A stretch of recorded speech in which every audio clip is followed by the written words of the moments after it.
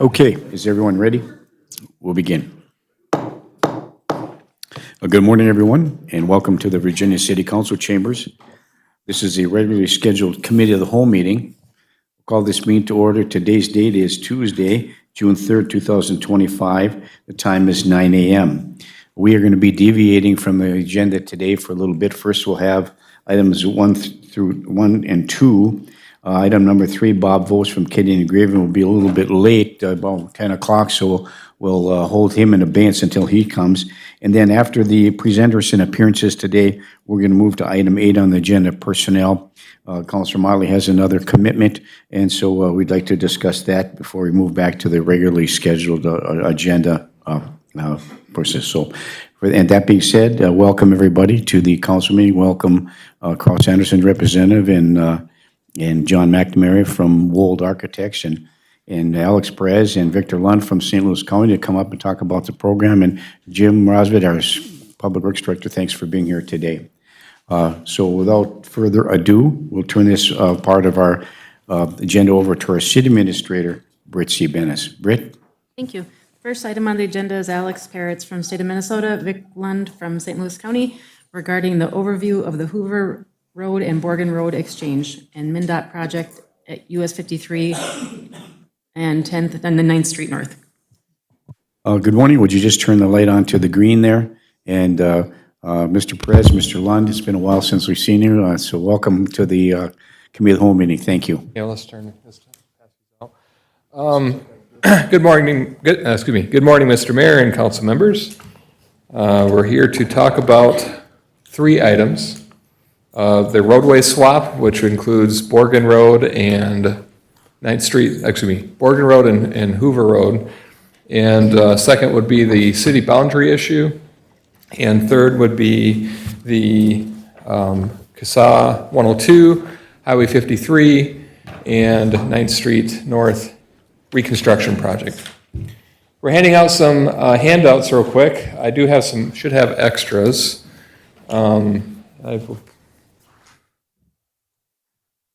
I might need to have a copy of myself just so I can see what we're talking through. All right, perfect, thank you. Yeah, there's about 5 different pieces of paper that you should be getting. Well, there's one that has a staple on it, so.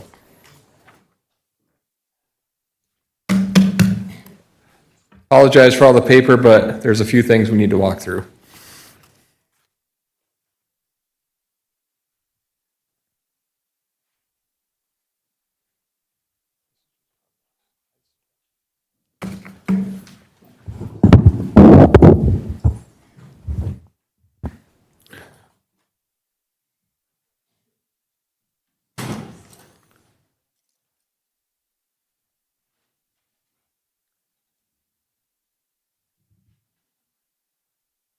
All right, well, in the interest of time, we'll just proceed here.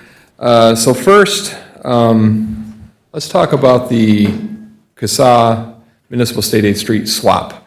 So you should have 2 large 11 by 17s over here. You have those shortly.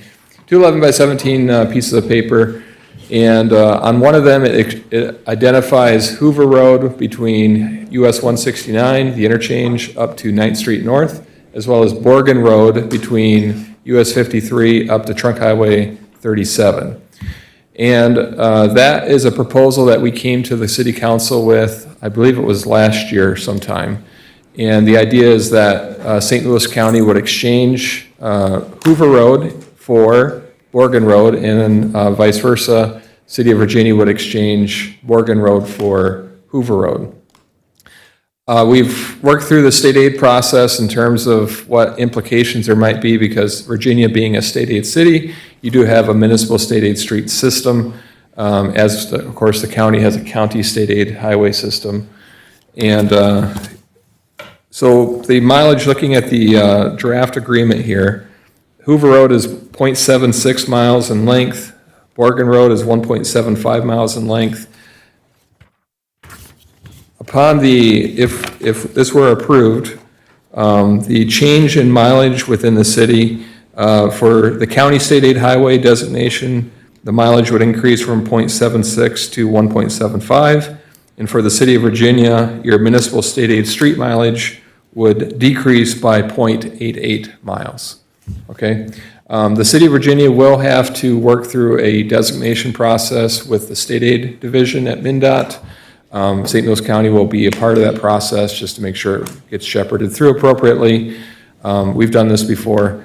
And then St. Louis County likewise will have to make that designation change as well. The one thing I will note on the, for an outstanding question, it is noted in the draft agreement, is the construction on Borgen Road that's ongoing today with the Highway 53 improvement project in Eveleth and Virginia. I confirmed this with the state aid division at MnDOT, but because Borgen Road is currently a city street, that's a state aid designated as a state aid highway, or state aid street, excuse me, I wanted to confirm that indeed the city of Virginia can still utilize state aid funds to pay for its cost share of the Borgen Road improvements, and the answer I received was yes. So we can still do the roadway swap, as proposed in the agreement. You continue, there's a cooperative agreement that's identified in the draft agreement here, but that's the construction cooperative agreement with MnDOT. So everything's identified. So everything would remain the same with that cooperative construction agreement in terms of the city's cost sharing. But we would just simply be able, on the side, we would have this swap that would occur. The second thing real quick, and then we can go through questions, so I'll just go through all three real quick. The second is this boundary issue, and I might actually hand this over to Alex real quick. He's been working through the boundary issue with 9th Street North at 53. Yep, so thanks, Vic. Yeah, so as part of the CSAH swap that the county and the city are working on, we're also still working on our project in 2027 for the improvements at 9th Street, CSAH 102 and 53. And as part of that, we want to work on turning back the section from Hoover Road to 53 back to the city of Virginia. And we are currently working with city staff on how that's going to work with another agreement that's going to be similar to what Vic is working on. And we're also working with the city staff. There's some city boundary areas that are through there. I think some of the section lines are a little crossed in those areas, so we're working to try to resolve which city actually has the ownership on that leg and how that's all going to get transferred through. So we're still working through that with city staff to try to get that cleared up before our 27 project, but that way the city of Virginia can actually take over that half block section up to 53, and it's actually in the city of Virginia. So. One thing I'll note on that boundary issue too is there's different data sources showing different boundaries. So on that one page I handed out, this two-sided. The one side is the County Land Explorer showing the data source it has for the boundary. And on the opposite side, that yellow-looking map, that's the data source that MnDOT uses. So from MnDOT's perspective, or state aid's perspective, the street, they would use the yellow map. The street lies outside of the city of Virginia, according to MnDOT. But according to the County Land Explorer, it appears to not lie outside of the city of Virginia. So that's where we have to get that reconciled in order for the state aid division to accept that Virginia can use or apply state aid designation to 9th Street between Hoover and 53. The last thing real quick is the Highway 53 project. I did pass out this one pager, has this concept drawing with the Highway 53 and 9th Street. This is just an excerpt from a already approved intersection control evaluation report that was from a couple years ago, giving the recommendation of a signalized T intersection. You'll notice that green leg would be on the top of the image there. That's kind of towards the west actually, but that's CSAH 102 that goes between Highway 53 over to Parkville Road in the city of Mountain Iron. And as part of that project, CSAH 102 will be obliterated and removed from the county state aid system. Okay, so there'll be no longer any roadway on the west side. It'll just be a T intersection, signalized intersection at that point. So this is all coming together, right? So you have the roadway swap, we have the designation of 9th Street the orphan segment between Hoover and 53 to become a city street for Virginia, municipal city street, and we have the obliteration of CASA 102, and of course, the boundary issue. So really, I guess the request then would be for the city council is to review and consider the roadway swap. That would be the item of action that we would be looking for either today or shortly. And do you have anything? Yes, one other thing for this diagram for the intersection that we've been working with the county and the Mesaba Trail. Currently, the Mesaba Trail crosses there. So we've been working with the trail to actually build them a new the county is working with them to build a new temporary connection that would actually utilize the 169 bridges that are there right now as just a temporary, so that way we don't have to originally, our thought is keep it in place at the at-grade rail crossing. CN only wanted to have it there for, they usually don't do just trail grade only crossings, but they were able to say, hey, we could keep it there for about 5 years if there's a sunset period. Working with the county and the Mesaba Trail, we figured out a pretty decent solution of let's just move the trail now, and the county's working on having that happen prior to our project in 2027 to at least connect up to the bridges and continue the continuity into Virginia. I know the trail's still looking at potential separated facilities. It would be grade separated, just a trail separated facility crossing 53 at some point, but this at least gets them out of the intersection, keeps them whole to go through, and still gets access into Virginia on there. So I want to bring that up as well. Oh, very good. Mr. Lund? Any questions? Yes, I'll hold mine in advance. Councilor Motley? I was excited to hear about the Mesabi Trail. The temporary reroute, it would go over the new 169 bridge you're talking here? Yes, so it would utilize the new trails that Mountain Iron built down Nichols Avenue by L&M there and up to the intersection at the Dairy Queen intersection there at County 7. And then the thought is the county would and the trail would work on designing a trail that would go along Enterprise Drive North there and then come up that embankment kind of by those storage units there and where the food shelf is, and come up and tie into the bridges and then get into our sidewalk system to cross there, at least as an interim until the trail can find funding to do some sort of grade separated, but then it at least keeps them moving instead of us severing everything at the 9th Street. Okay. And then I know they've been working with city staff as well, trying to find some maybe better options of how the trail is going to actually move through the city of Virginia. So they're actively working on that too to figure out what that connection would look like. Cool, that would be great. And then this is just a segue to you, Victor, for down the road, assuming that this land swap goes through. I would hope whenever this happens and Borgen Road gets redone on the other side, that there would be some consideration for walkers and bikers to safely cross on the backside to get into Virginia, so. Yes, so in terms of Borgen Road, so that would, with the approval of this roadway swap, we would put it into our program for our resurfacing project, and I assume that's what you're referring to? Well, resurfacing, but I always feel like Midway is like the forgotten, chopped off part of Virginia.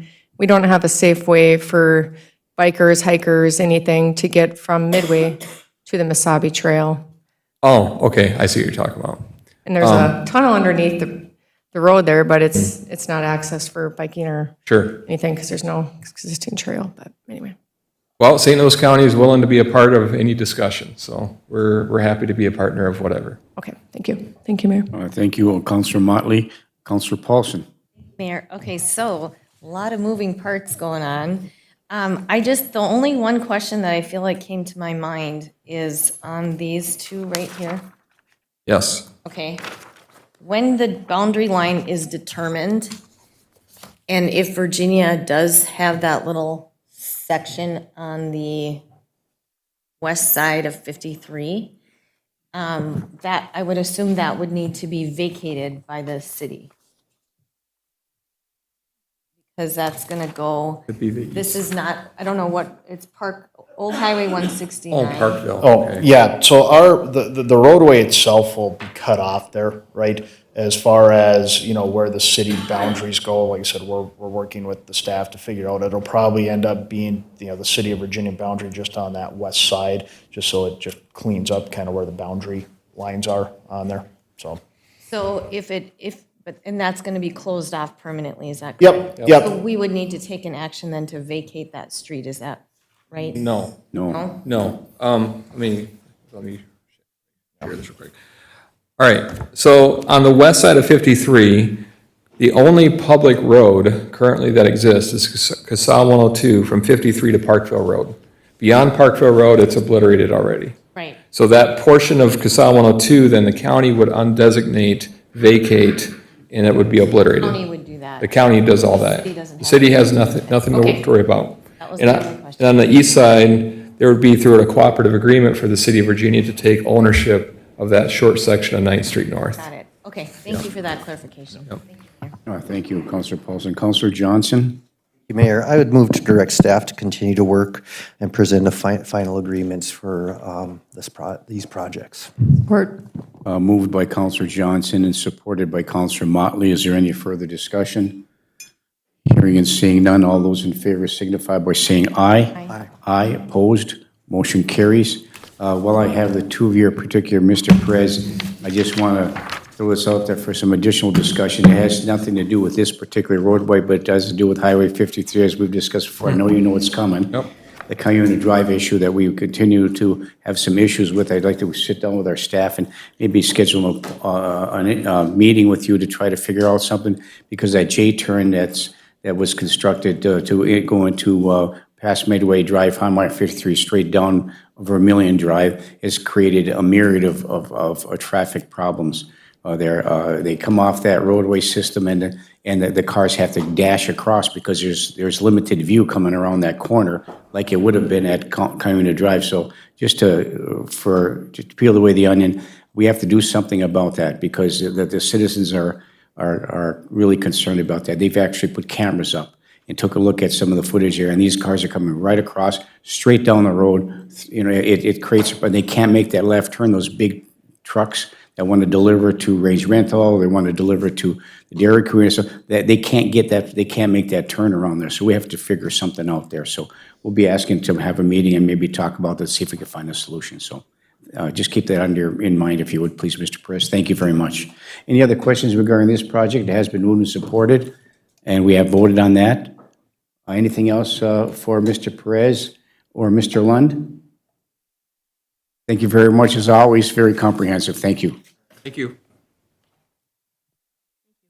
Item number 2 is Sean Lewis from Carl Sanderson regarding a proposed change orders for the Public Safety Center. Thank you, Mr. Lewis, welcome. And also in the audience today, we have Pat Wirtz from Carl Sanderson, and of course, John McNamara from Wold Architects. Thanks for being here today. Good morning, Sean. Morning, Mr. Mayor. Always a pleasure to be here. Councilors and staff, have a short and sweet update for the new Virginia Public Safety Facility. We also have a budget update, and we have 2 change order requests to recommend for approval this morning.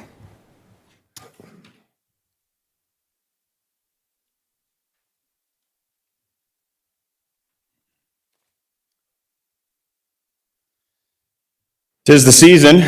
Site work is back underway, so excited to see that. Had a short conversation just a bit ago about how it's fun to see the site taking shape, getting cleaned up. Building looks nearly complete on the outside, and as you drive by 2nd Avenue, you can see it's starting to look just about done and complete. So we have earthwork underway, we have site concrete, such as things like concrete sidewalks, curb and gutter, and we'll have landscaping actually starting up here in just a few weeks, as a matter of fact. And then we're looking at starting to pave the parking lots in July.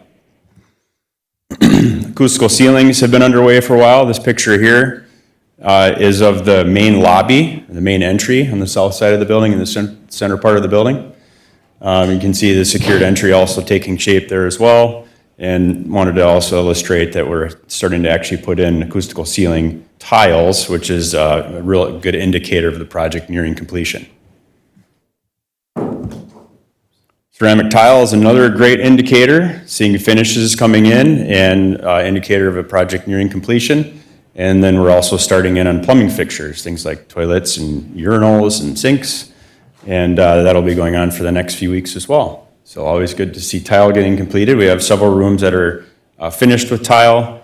And like I said, plumbers are getting into fixtures, and then we'll be working on rooms on the main level and tile here in the coming weeks.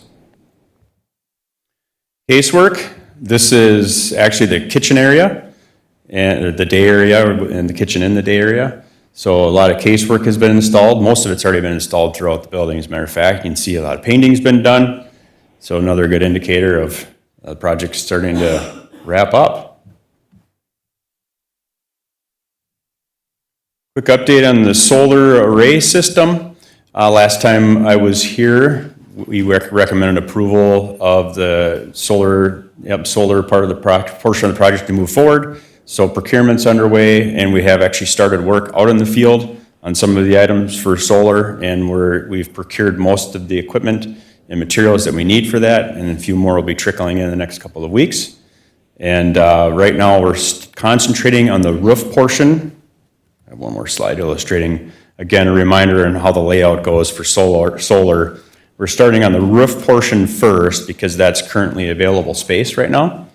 And then if you look where the ground array is on the southeast corner, if you've driven by recently, there's a big giant pile of topsoil out there right now. So we're coordinating that together with the earthwork and the landscapers utilizing or using up that pile of topsoil, and that'll be done in just a few weeks here, and then we can really get started on that portion of the solar array on the ground. But there's plenty of work to do up on the roof and a few other ancillary things to do in the meantime. So good progress there to report. A lot of other really good things happening. I don't want to leave out the mechanical contractors, plumbers, electricians.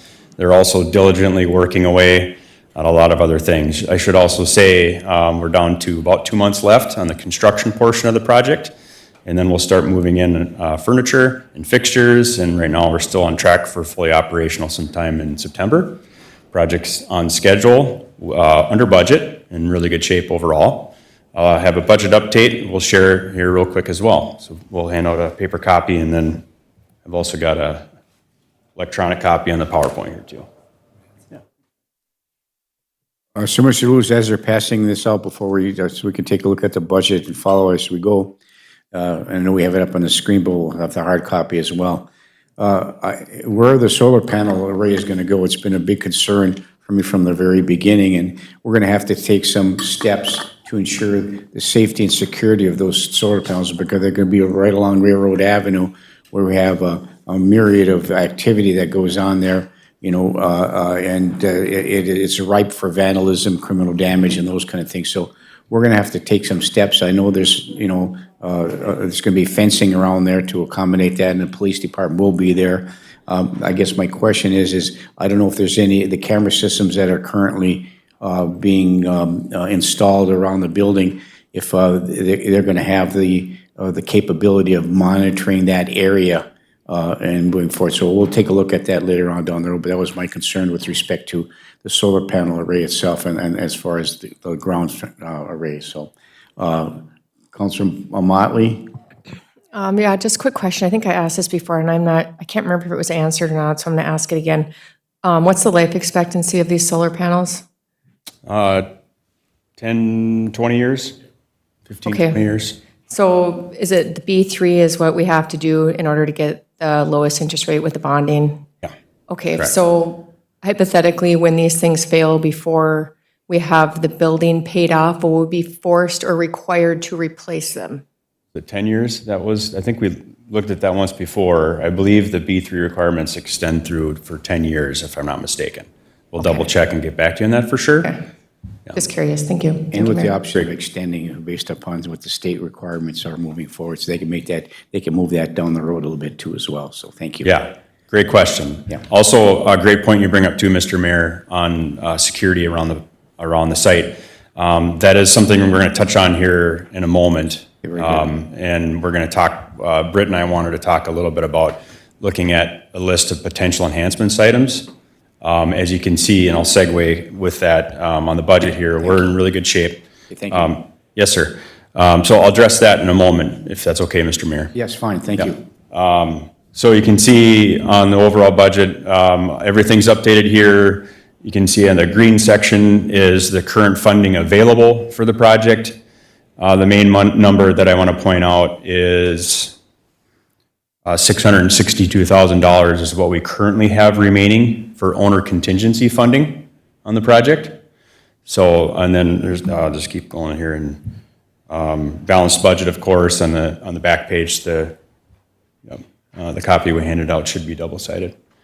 Yeah, and so we're balanced, in good shape. One other item, again, we made this adjustment a while back, but Britt and I did want to make sure we had $500,000 in the technology or IT and security category for different things that need to be purchased directly by the city for that.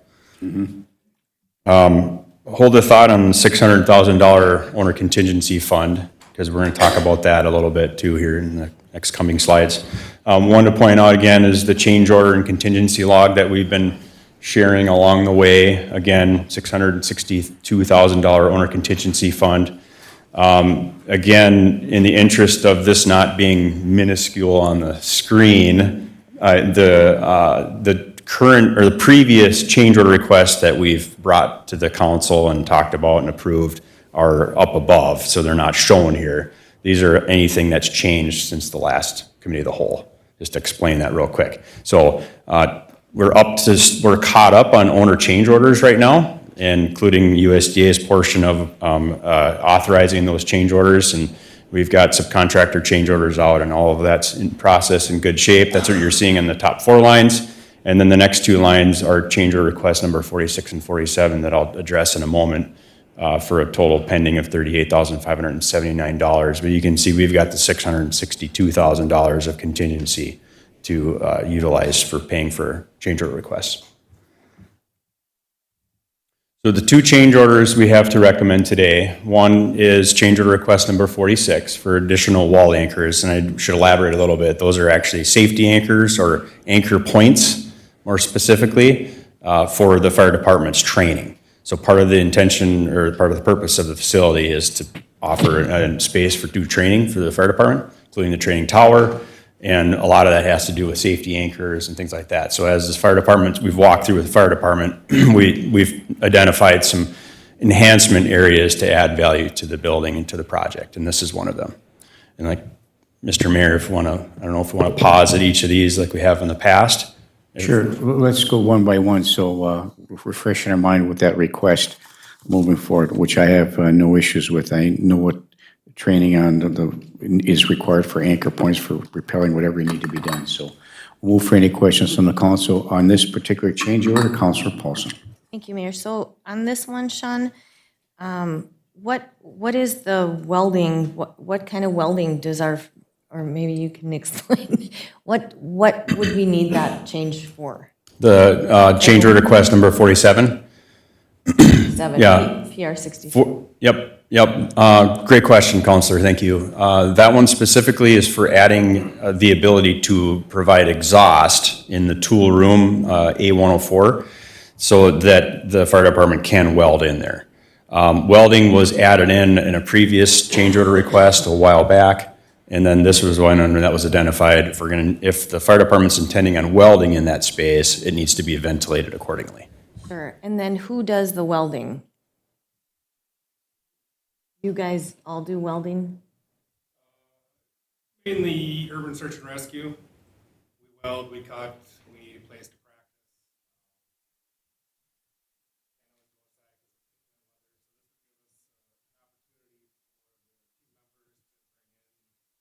Scrap steel and just. And I guess where I'm going with this is I was just wondering if this would be an area for training that we could have other communities and train other communities, if this would, that type of an upgrade, or is it space too small? It's really not set up as an educational. Got it. Okay, thank you for that. Thank you, And Sean. primarily for use for USAR, USAR. correct? And Yeah. some minor things, Yeah, very good. Okay, very good, thank you.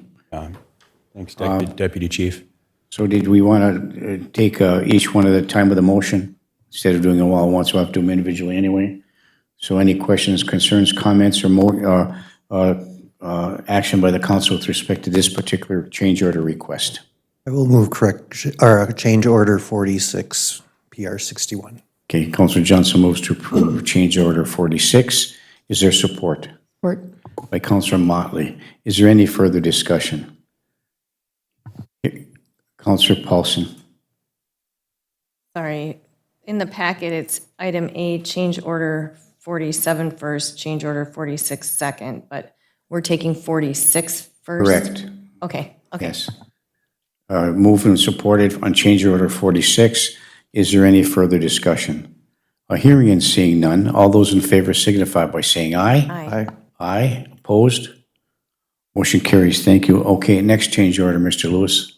Yes, Mr. Mayor, thank you. And then change order request number 47 is for the welding exhaust that we've had a little bit of discussion on already as well for $21,593. And that provides the ability in the tool room A104 for the fire department to weld. And it's a smaller, relatively smaller tool room. And like Deputy Chief said, if when they need to do some welding or repairs of some things, they have that ability in that room. Okay, thank you. And it was moved by Councilor Johnson. Is there support? Support.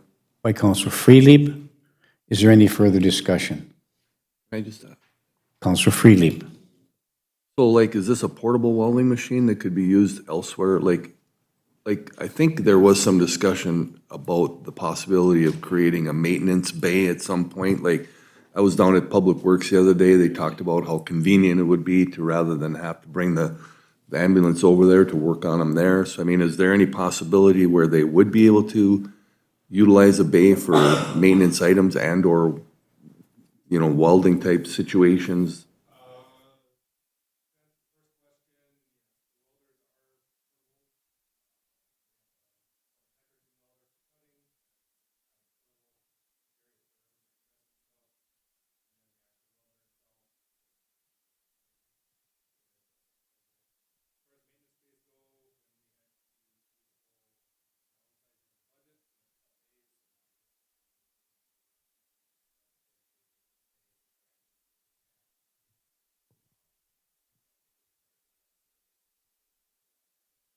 So we'll continue to have to use the Public Works garages for that kind of maintenance. And okay, thank you. Thank you, Councilor Freelieb. It has been moved and supported. Is there any further discussion? Hearing and seeing none, all those in favor of change order 47 signify by saying aye. Aye. Aye. Opposed? Motion carries. Thank you. Thank you, Mr. Mayor and councilors. One last item that we touched on earlier, and we did want to circle, Britt and I wanted to circle back on, is starting to work on a list of potential enhancement items, such as, interestingly, the one example is adding back in the security fence and gates around the entire perimeter of the property. If you remember, that was one of the value engineering items that was selected, authorized to proceed in the effort of value engineering a significant amount of millions of dollars to get the project within budget. With a relatively healthy owner contingency fund of about $600,000, we started thinking, well, we're at the point where we could probably start adding in some of these things like security fence and gates. So we wanted to kind of bring that to the committee of the whole for maybe some discussion or kind of see if that's an avenue we wanted to start going down. And I'm sure there could be a list put together of some things that we could start looking at adding to the project. So I just went out the security aspect of, briefly. That's a significantly well-traveled road there and an isolated area of Railroad Avenue, which are a lot of criminal damage issues over in that regard. So throwing rocks over the fence to hit the solar panels, whatever is the concern for me. Yep. Access is one. Identifying a potential suspect is another. So if there's if the camera systems are available or currently, I think there has to be to be able to monitor those in the event that something does transpire outside the security fence from objects coming in. Yep. Because this has been a problem. I've spoken to other organizations who have these solar panels, and it is a problem.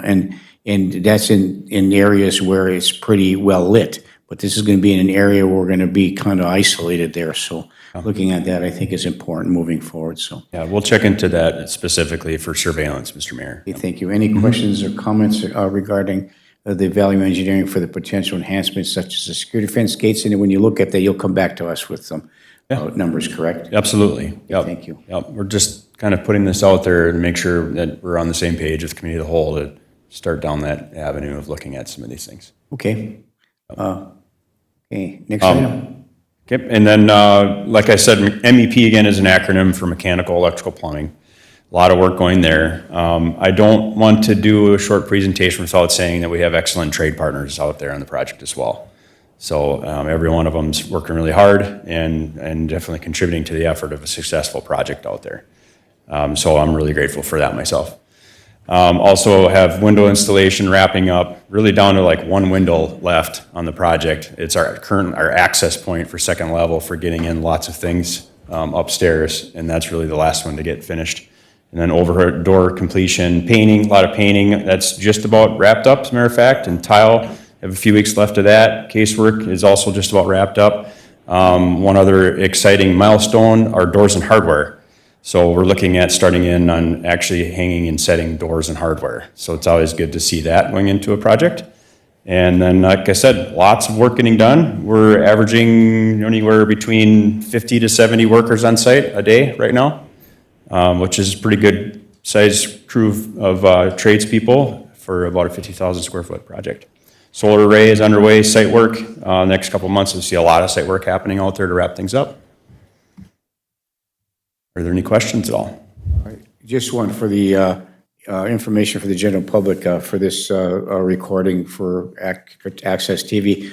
What is the actual square footage of the public safety facility? Yeah, great question, Mr. Mayor. It's approximately 50,000 square feet. Thank you.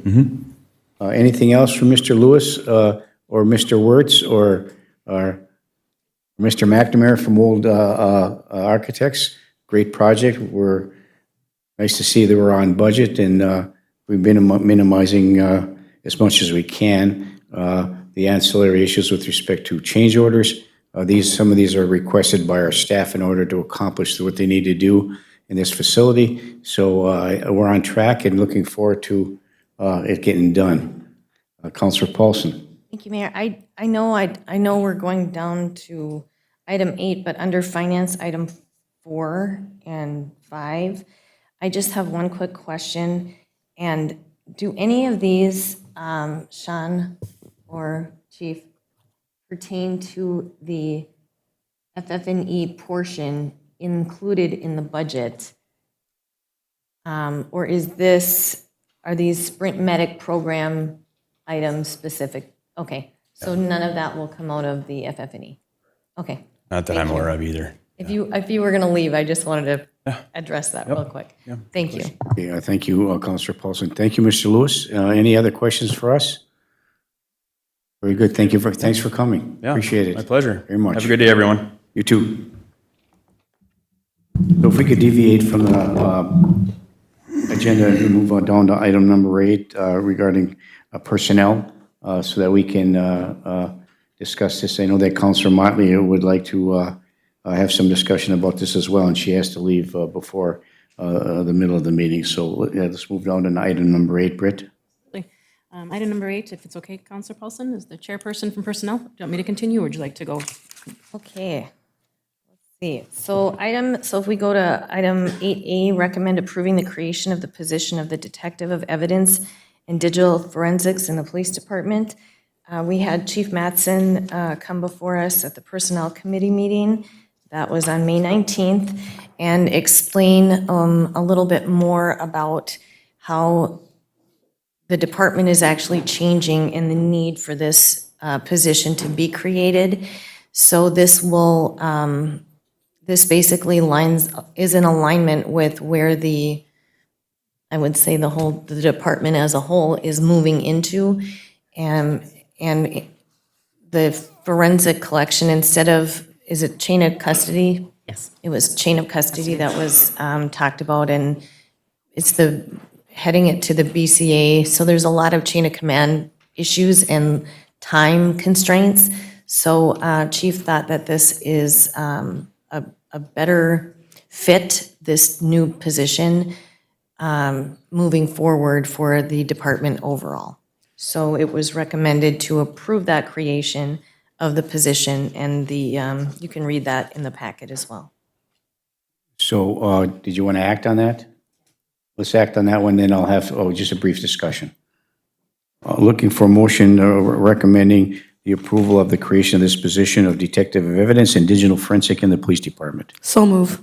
Moved by Counselor Bachschnider. Is there support? Support. By Counselor Paulson. Further discussion real quick for me is that I think this is important moving forward. Being this part of my profession for many, many years, working as an investigator, not only collecting evidence in the chain of custody, which is a big concern with respect to how you send that out, how you mail it out, the proper process which to forward, the environmental issues that go along with preserving evidence. But the other part is the digital aspect of it. And when we didn't have that available back in the day, and to this day, large departments do have that. Doing forensic digital processing was something we had to actually part it out. We had to bring it to a rarely recognized facility, and it was very, very expensive to have to do that. So I'm appreciative of Chief Master bringing this forward, and for the Personnel Committee for vetting this out and understanding, making this recommendation moving forward. So any other discussion regarding this move in support to create this position? It has been moved and supported. Is there any further discussion? Hearing and seeing none, all those in favor signify by saying aye. Aye. Aye. Opposed? Motion carries. Okay, then if we move to item B, it's recommend approving the letter of understanding with ASME for the wastewater collections operators and on-call scheduling rotation. We had a lot of discussion regarding this with our Public Works Director, Jim Rosfeld. And by approving this, it will hopefully alleviate some of the burnout issues that some of the employees are facing with the challenges of, I believe it was only 2 of them, being in that on-call role. So by changing this and allowing for others to be able to be in that on-call role, I feel like, what did we say, it was 4? So it'll be 1 week. And it'll actually help cross-train as well. So we felt that this would be a good way to enhance cross-training as well as prevent burnout and extend that to others to be able to do that on-call rotation. And I think if I may, it's important to do that. As an investigator, when we were on call for a whole month at a time, and you couldn't do anything. So the compensation is going to change because the same amount of hours, the same type of compensation for whatever that on-call is. And I think it's a very good move moving forward. So I applaud, thank you for bringing this forward, Jim, and for working with the ASPE Union and for our Personnel Committee to move this forward. Is there any action on the part of the council, questions or concerns at this point? I'll move the approval. Councilor Bachstein moves to approve. Is there support? Support. By Councilor Motley. Is there any further discussion? Hearing and seeing none, all those in favor signify by saying aye. Aye. Aye. Opposed? Motion carries. Okay, then if we move down to item C under the Personnel Committee recommendations, item 1, Accounting Clerk 3. The review committee met, administrative review committee met.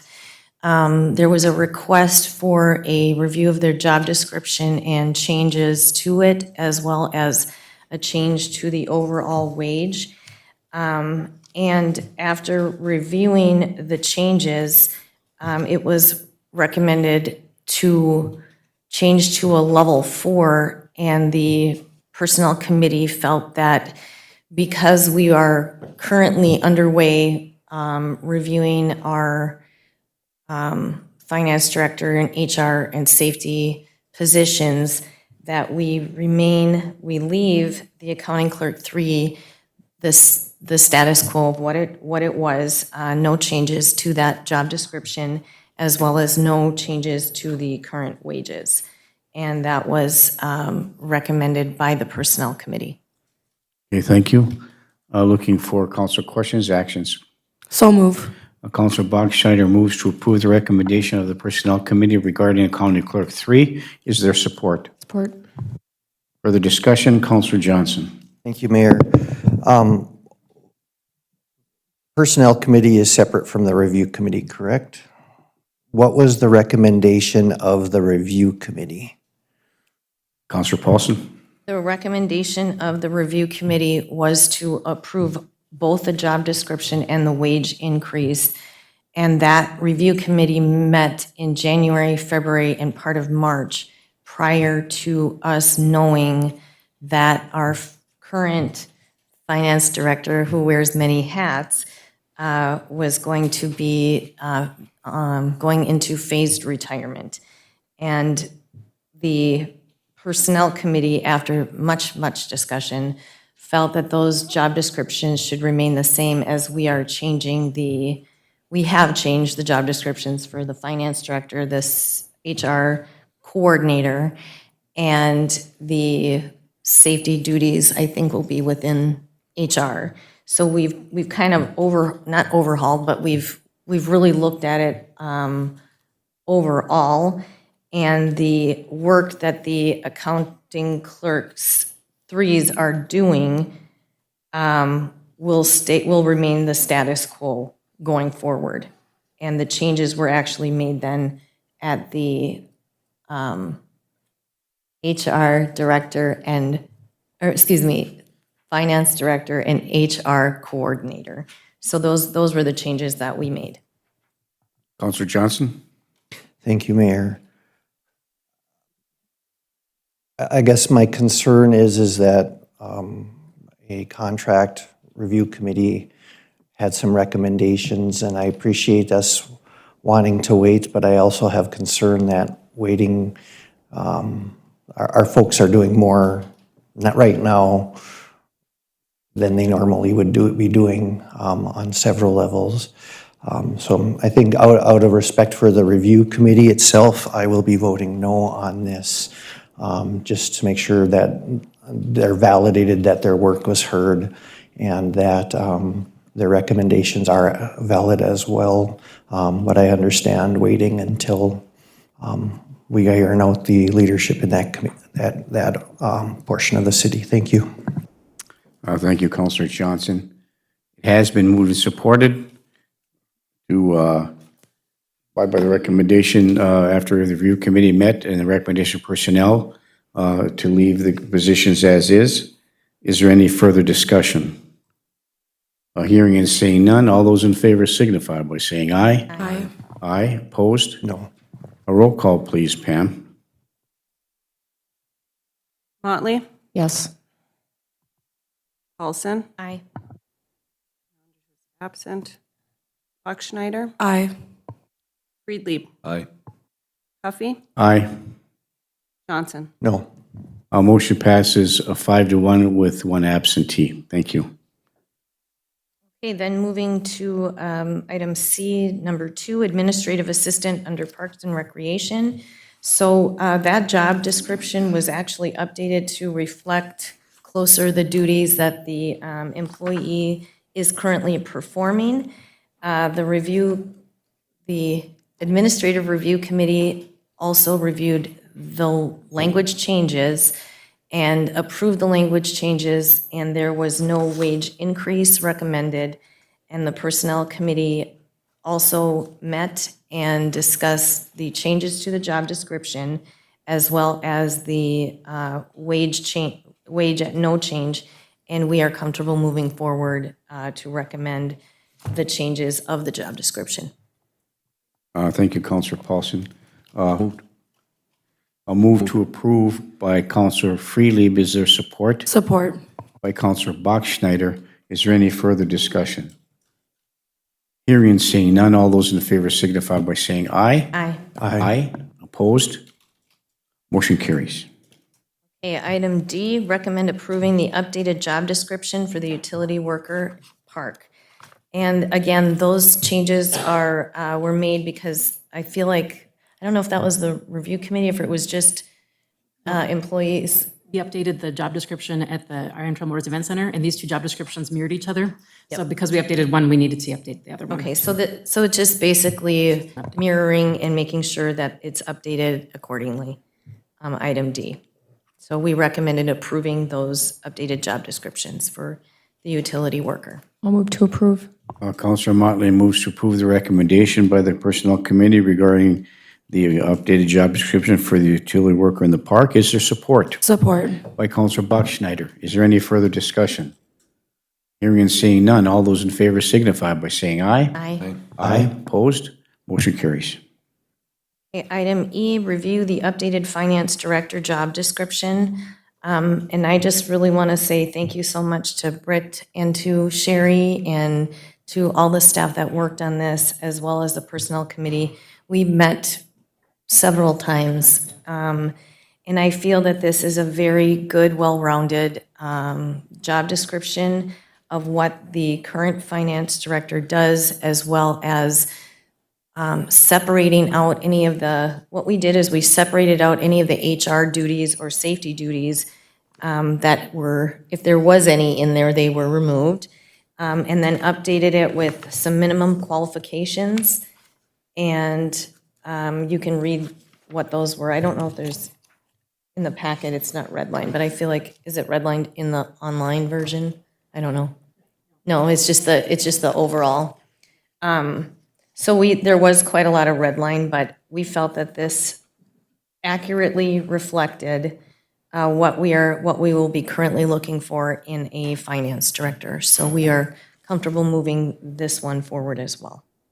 Thank you, Counselor Paulson. Counselor Bachschnider.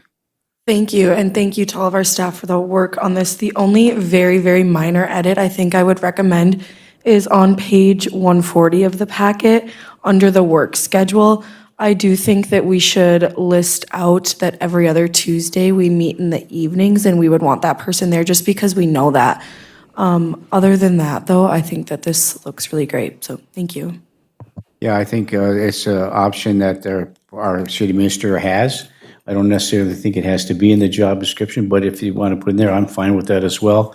As far as the beginning of the year, any supervisor, any staff representative is requested to be at the council meeting, directed to do so by our city administrator, and the finance director is always present, but if you feel more comfortable with that being within the job description itself, then I'm fine with that as well. Councilor Bachschnider. Thank you. Britt, what would you recommend? Do you think that we should have We it? should identify it. The world we're in now, there's so many options for remote work and stuff. It'd be good to just put it out there that you will be obligated to attend the meetings on council meeting nights. Thank you. I would move the approval of the updated job description with the recommended changes in the work section, in the work schedule. Support. Motion by Councilor Bachschnider, supported by Councilor Motley. Is there any further discussion? Hearing and seeing none, all those in favor signify by saying aye. Aye. Aye. Opposed? Motion carries. And finally, item F is review the updated human resources safety director.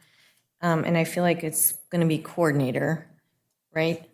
So we would strike that. Review the updated human resources safety coordinator is what we're changing it to, job description.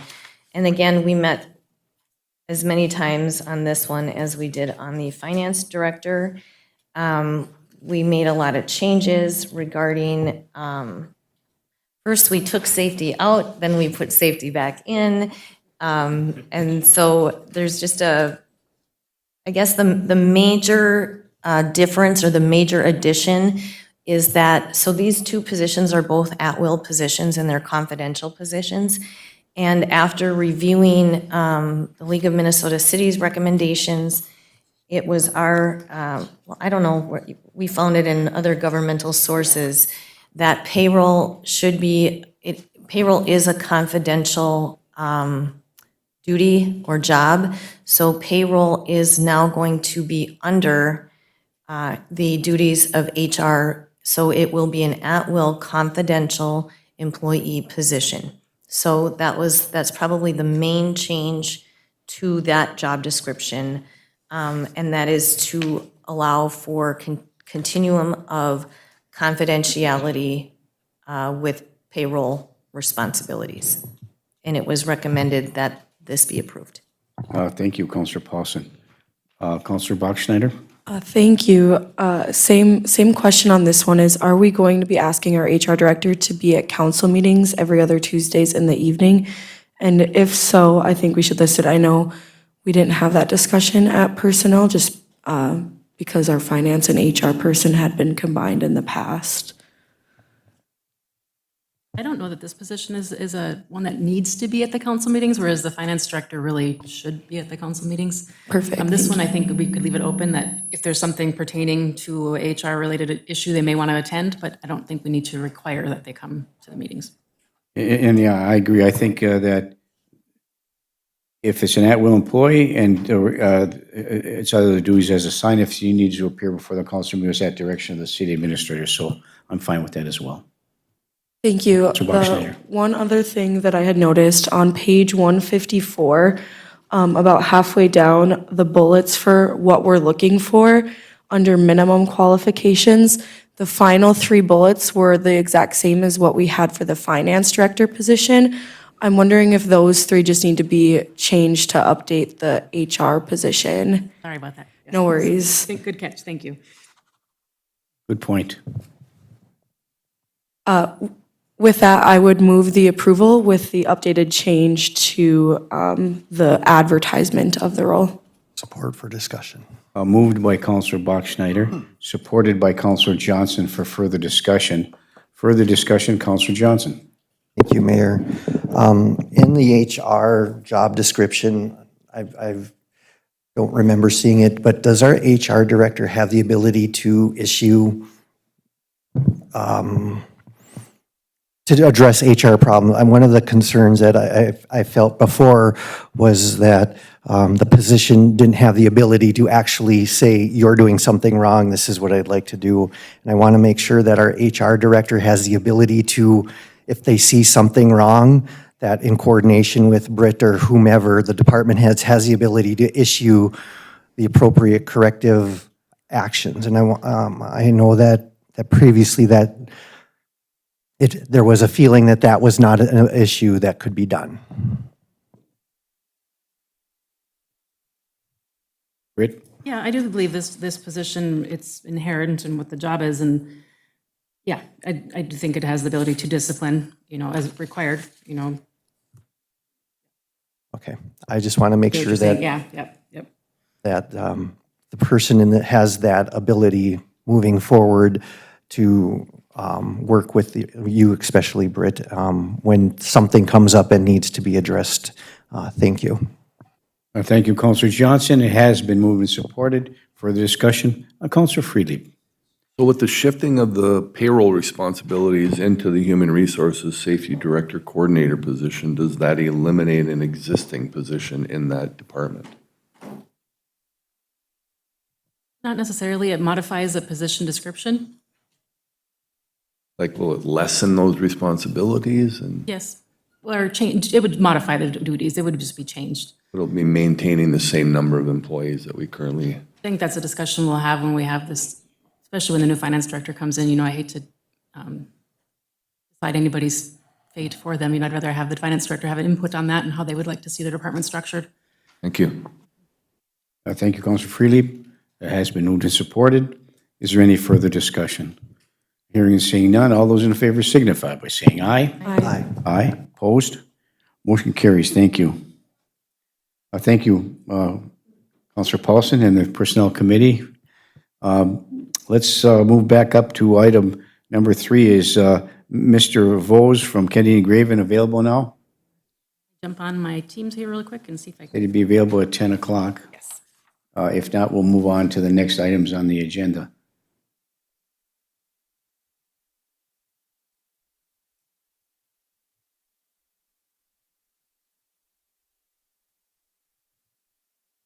And while we're just to get Mr. Vose on the phone, just to expedite a little bit this agenda, under item finance number 4, I would have a question to Assistant Chief Jonason. Is there anything in here That's not related to the Sprint medical program. There is some things that are not related. Okay, so but on item 4, they're all Sprint medical stuff? Okay. Okay, all right, thank you. Yes, please do that.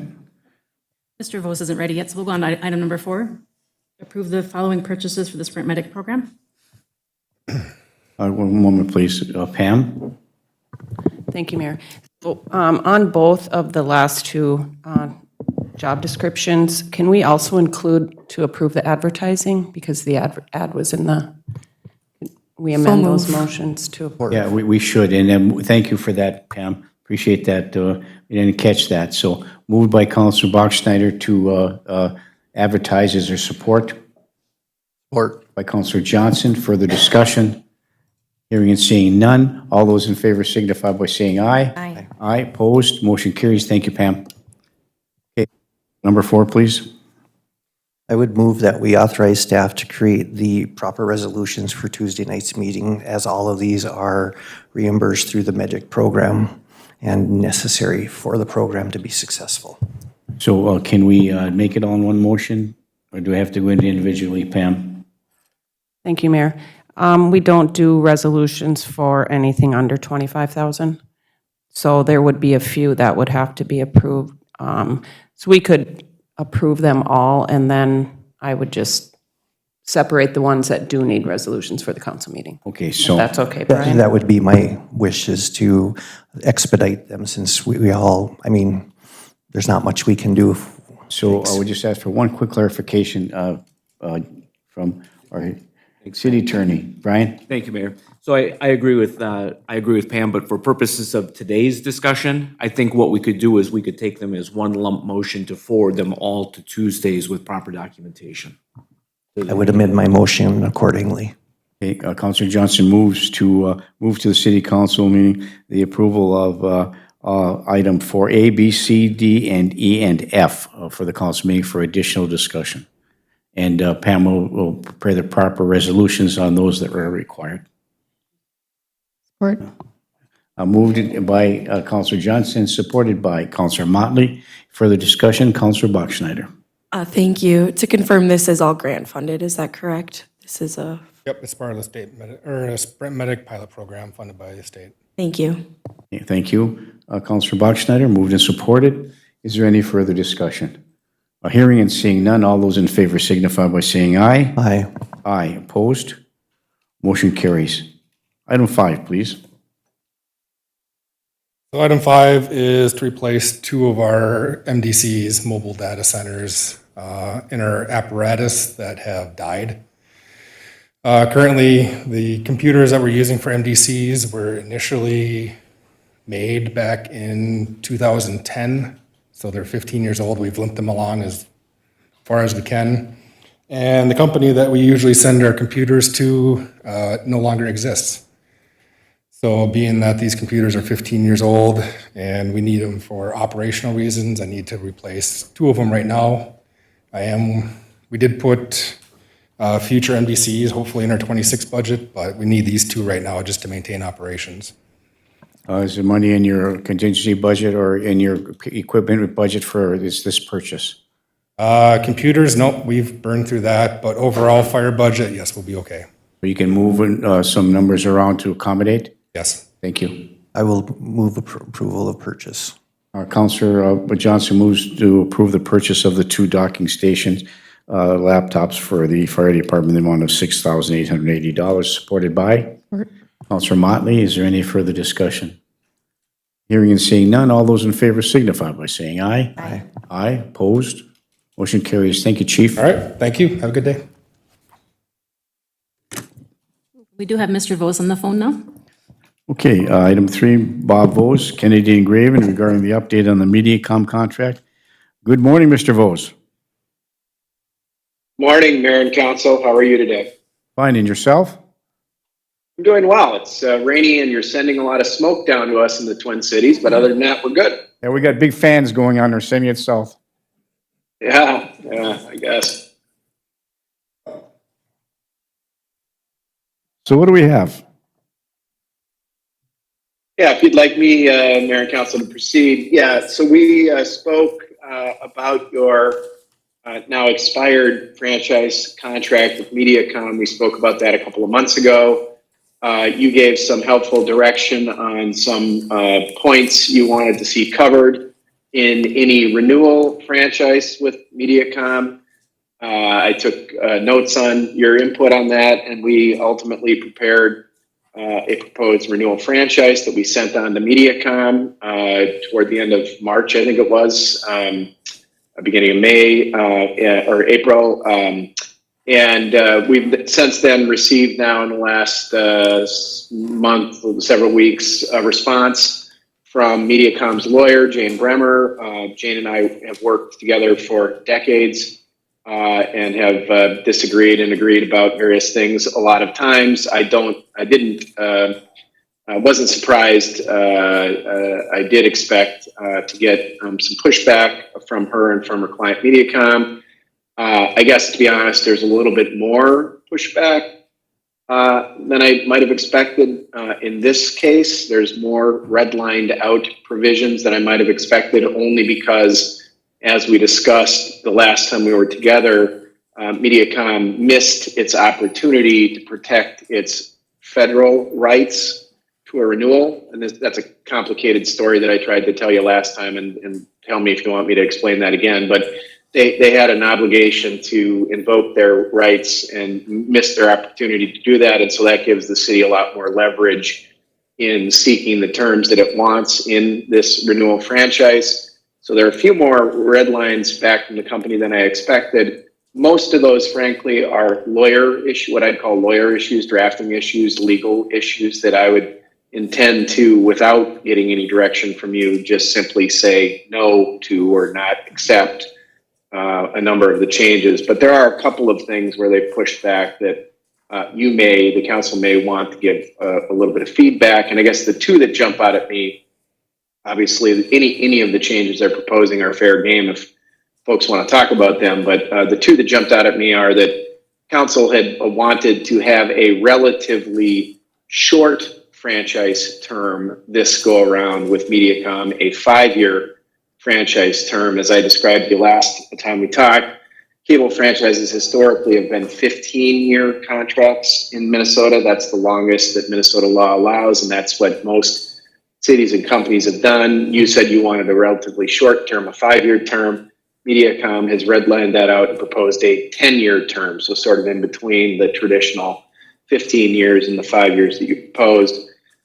So a little feedback on that, maybe. And then they have suggested in the exhibit at the very end of the document that a number of locations in Virginia that have been listed previously in the prior franchise as places entitled to receive free cable service, excuse me, those locations no longer make sense. Some of those locations no longer make sense to get free service. They either don't exist or they haven't been getting service in recent years. And so they proposed deleting some of those sites. And I guess I just want to know if they're right about their view that some of those sites shouldn't be listed as places for free service. I can stop there, Mayor. And again, anything that they've redlined that you want to talk about, I'm happy to talk about. A lot of it, though, I would just intend to reject without your direction, just as not being legally appropriate. But anything you want to talk about is fair game. Okay, thank you, Mr. Vos. I'll open this up to the council for questions. Councilor Bachschneider. Thank you, Mr. Vos. I appreciate it.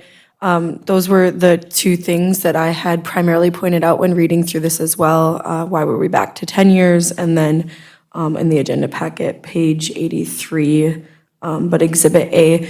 The other thing I had noticed, and in this conversation, I'm thinking you maybe did as well, but they had redlined certain entire sections throughout the document.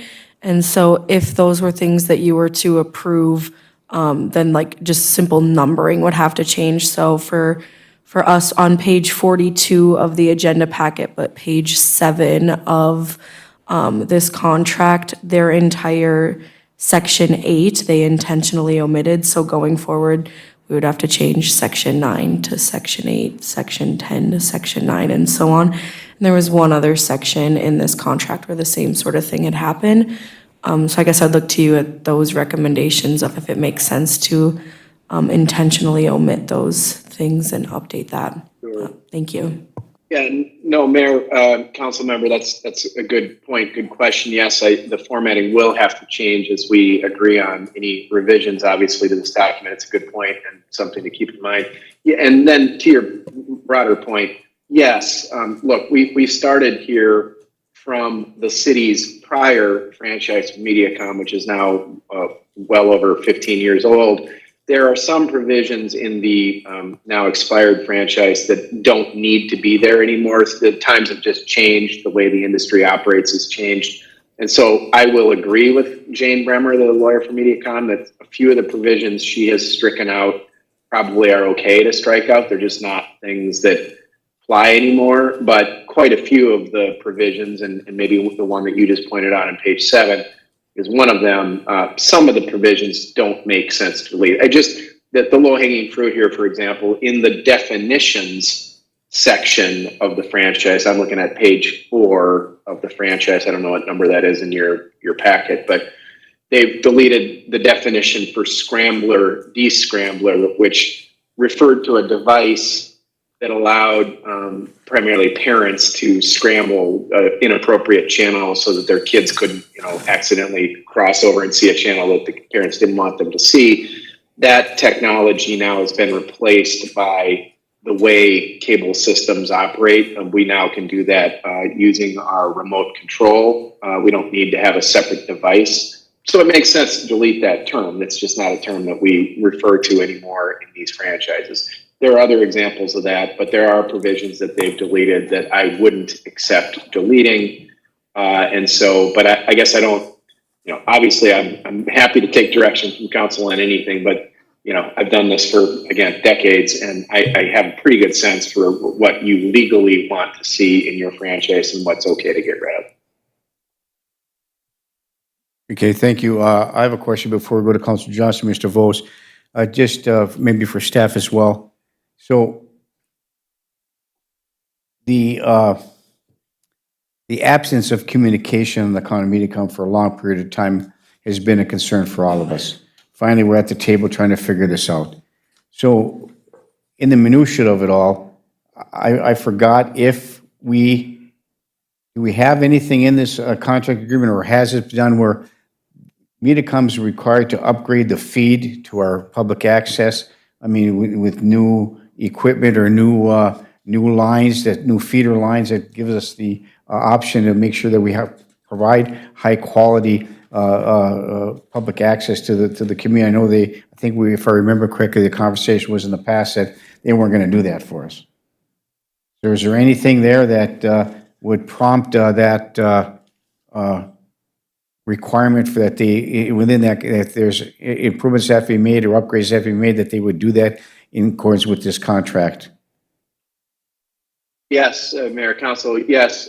We've inserted the concept that the city's access channel arrangement would now include the company providing a HD, a high definition channel. High definition is just the industry term of art for basically internet protocol provided video channels. They are crisper and clearer, and we have made provision for that. I will say that Mediacom's lawyers' notes in the margin say we need to discuss this. I guess that's just their way of reserving the right to say no down the road. I don't know what that means. Jane and I don't normally get on the phone and sit and chat about provision by provision, but I'm willing to do that if she needs to. But anyway, yes, we've made provision for that. There are some other changes in the access arrangement that Mediacom is seeking that I wouldn't intend to accept. But they haven't deleted the concept that we would have high definition capabilities for our access channel. Yeah, thank you, Mr. Vos. Councilor Johnson? Thank you, Mayor. And that was, the mayor brought up a question I had, making sure that if we get this defined, that it's HD or whatever the most current technology is. My concern is if this is a 10-year contract, if that's what we have to settle on, and all of a sudden, high definition becomes, a VHS tape of today, I want to make sure that they're obligated to continue with the upgrade, the technology upgrade. So as we're moving forward with that, I'd like to see that kind of language put in there so that we're protecting our future interests as well. The other point I have is on Exhibit A, the Northland Learning Center is not a city building as well under the list of sites. It is not, and they will be moving within the next year or so anyway to a different municipality. So I would think that could be struck from the Exhibit A as well. Thank you. Thank you, Councilor Johnson. So I think we should have staff and others, maybe the Cable Commission, real quickly review what sites are still relevant and which sites aren't. Because that's what you're asking for, some feedback from us, what's legit, what are sites that are still legitimate and some that are no longer. Is that correct, Mr. Vose? Yes, Mayor Council, that's what the company is suggesting we do, and I think it makes sense to have your Cable Commission weigh in on that. And but yes, that's essentially what the company is looking for here. Okay, thank you. Okay.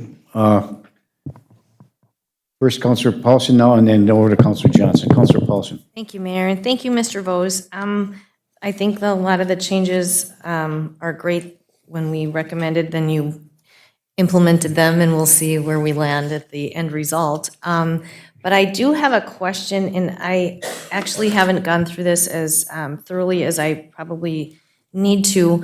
But is there anything in this contract that suggests forward if cable, we had discussed the last time you were online with us that streaming services are now kind of the wave of where things are going, so that we would be able to capture any quote-unquote franchise fees regarding so it would be their internet, I would say, providing, Mediacom providing internet service. Is there any way that we could forward think about that and capturing any fees, or would that be a separate agreement, a franchise agreement on its own?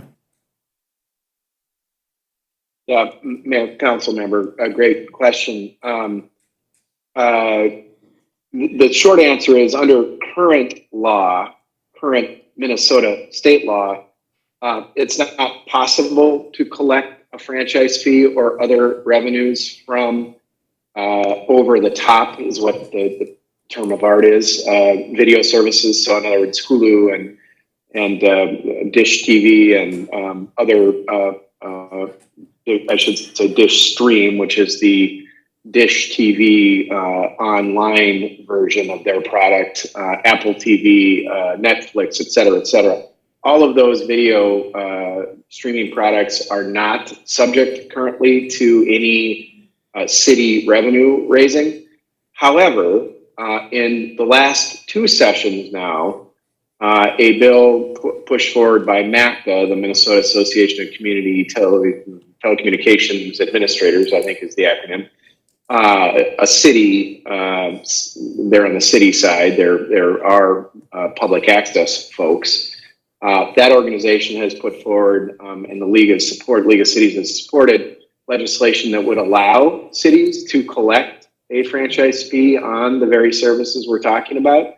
And that bill, some folks like me, frankly, thought that that kind of language would get an early death in the legislature, but it's gotten hearings in both sessions, and this last one actually got some progress. So it's entirely possible that that law could change. I guess, though, the answer to your question about should we cover that here, no, the bill that's been bouncing around the legislature would actually require separate agreements to address that. And so to the extent that law might ever be put in place, we'll just need a separate agreement with those kind of providers that would allow the city to collect revenues. To the extent Mediacom is the provider of those services, right? I mean, they provide high-speed internet to your residents, and that high-speed internet is the passageway that carries those services to those residents. It's possible that Mediacom may be the party that we end up contracting with to get at those revenues, but that's yet to be decided. We'll have to see what comes out of the legislature, if anything, that allows us to do that. Okay, thank you so much. I really appreciate that, and I'm sure if anything changes, you will let us know. Indeed. Thank you, Mayor. Thank you, Councilor Paulson. Councilor Johnson. Thank you, Mayor. I would make a motion to forward this back to the Cable Commission for a special meeting so they can review it before their quarterly, unless their quarterly meeting is soon. Motion by Councilor Johnson. Is there support? I'll support for discussion. Support for discussion by Councilor Boxer. Hold discussion for a moment. Pam? Thank you, Mayor.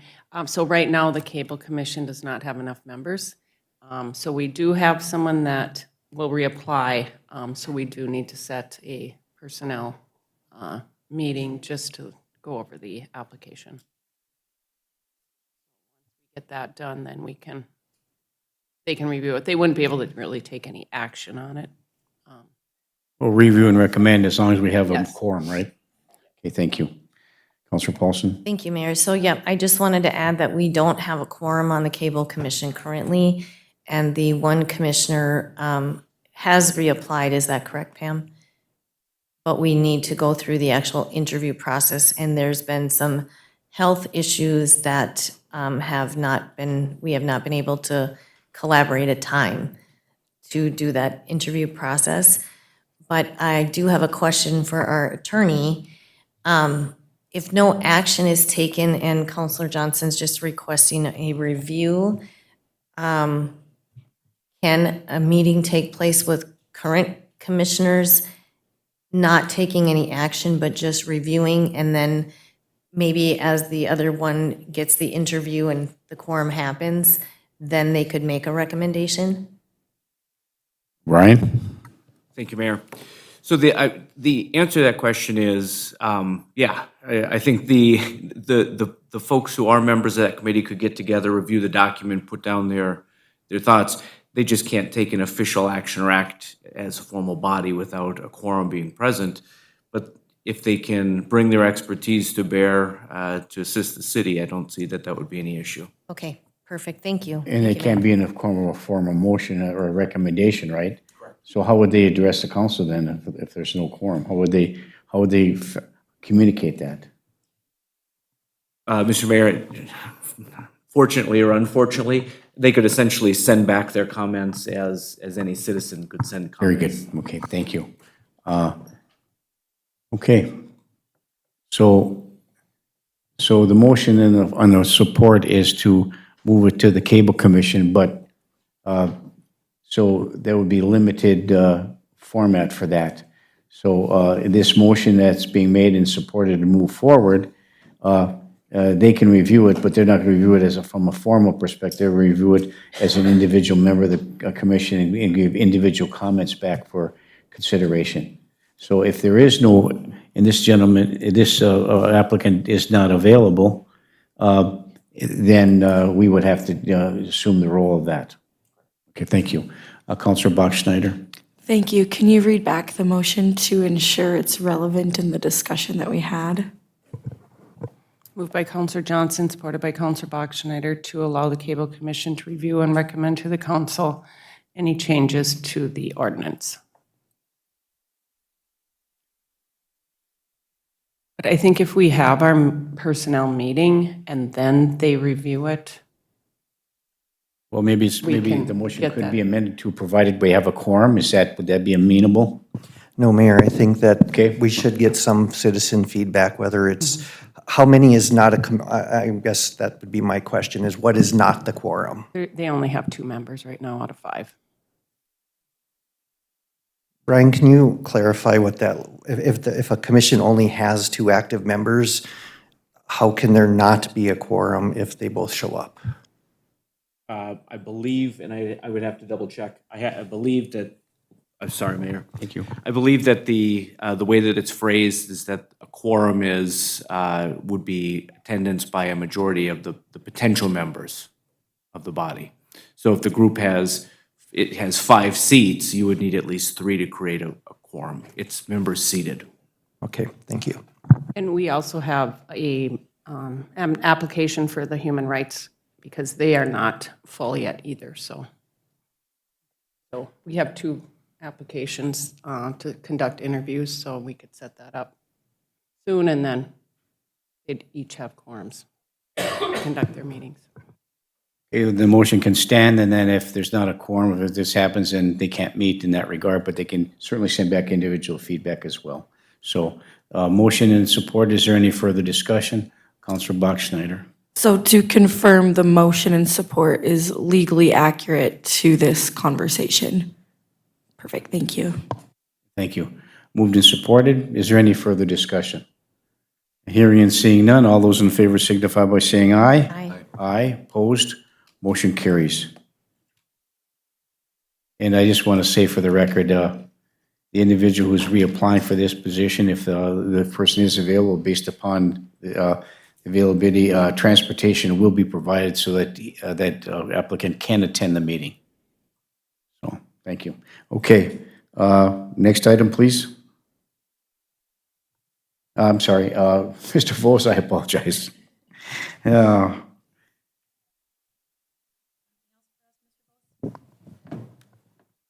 thank you, Mayor. Have a good day. Thank you. Thank you very much, Mr. Vos. Okay. Mayor, I have a question. Oh, yes, Councilor Johnson. Since technically the citizens of Virginia don't have the ability to funnel through the cable commission, is this contract something we could just post that anybody can go in and look on our website as a matter of public feedback? I would make a motion that we make this accessible to the general public through our Facebook page and other social media websites. Okay, about a motion by Councilor Johnson. Is there support? Is there support? Is there support?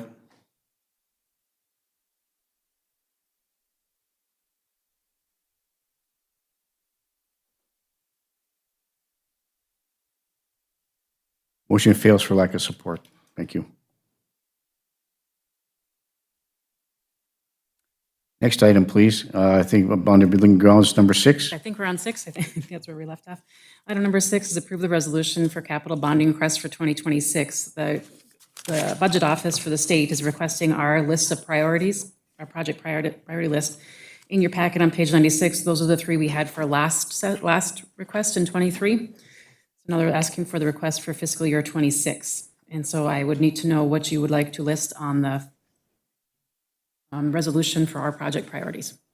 I think, from my perspective, I think we can still leave the steam conversion stuff on there. I know we're going to be talking about going for a request for proposal, but it was in the bonding request. It doesn't appear as though there's a very, very, very slim chance it will be any bonding this year, but the likelihood there's going to be an appetite for bonding next year. And our bonding request from 2024 and our bonding request for 2025 are the same. And I think they should continue for 2026 for potential, that $2.5 million that we have in request in the bonding bill.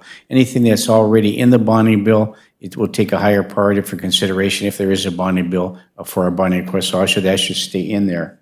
Bonding won't be provided if we spend the money. If we award a contract and start the work, you're not gonna get money from the bonding bill. So we're getting ready to go.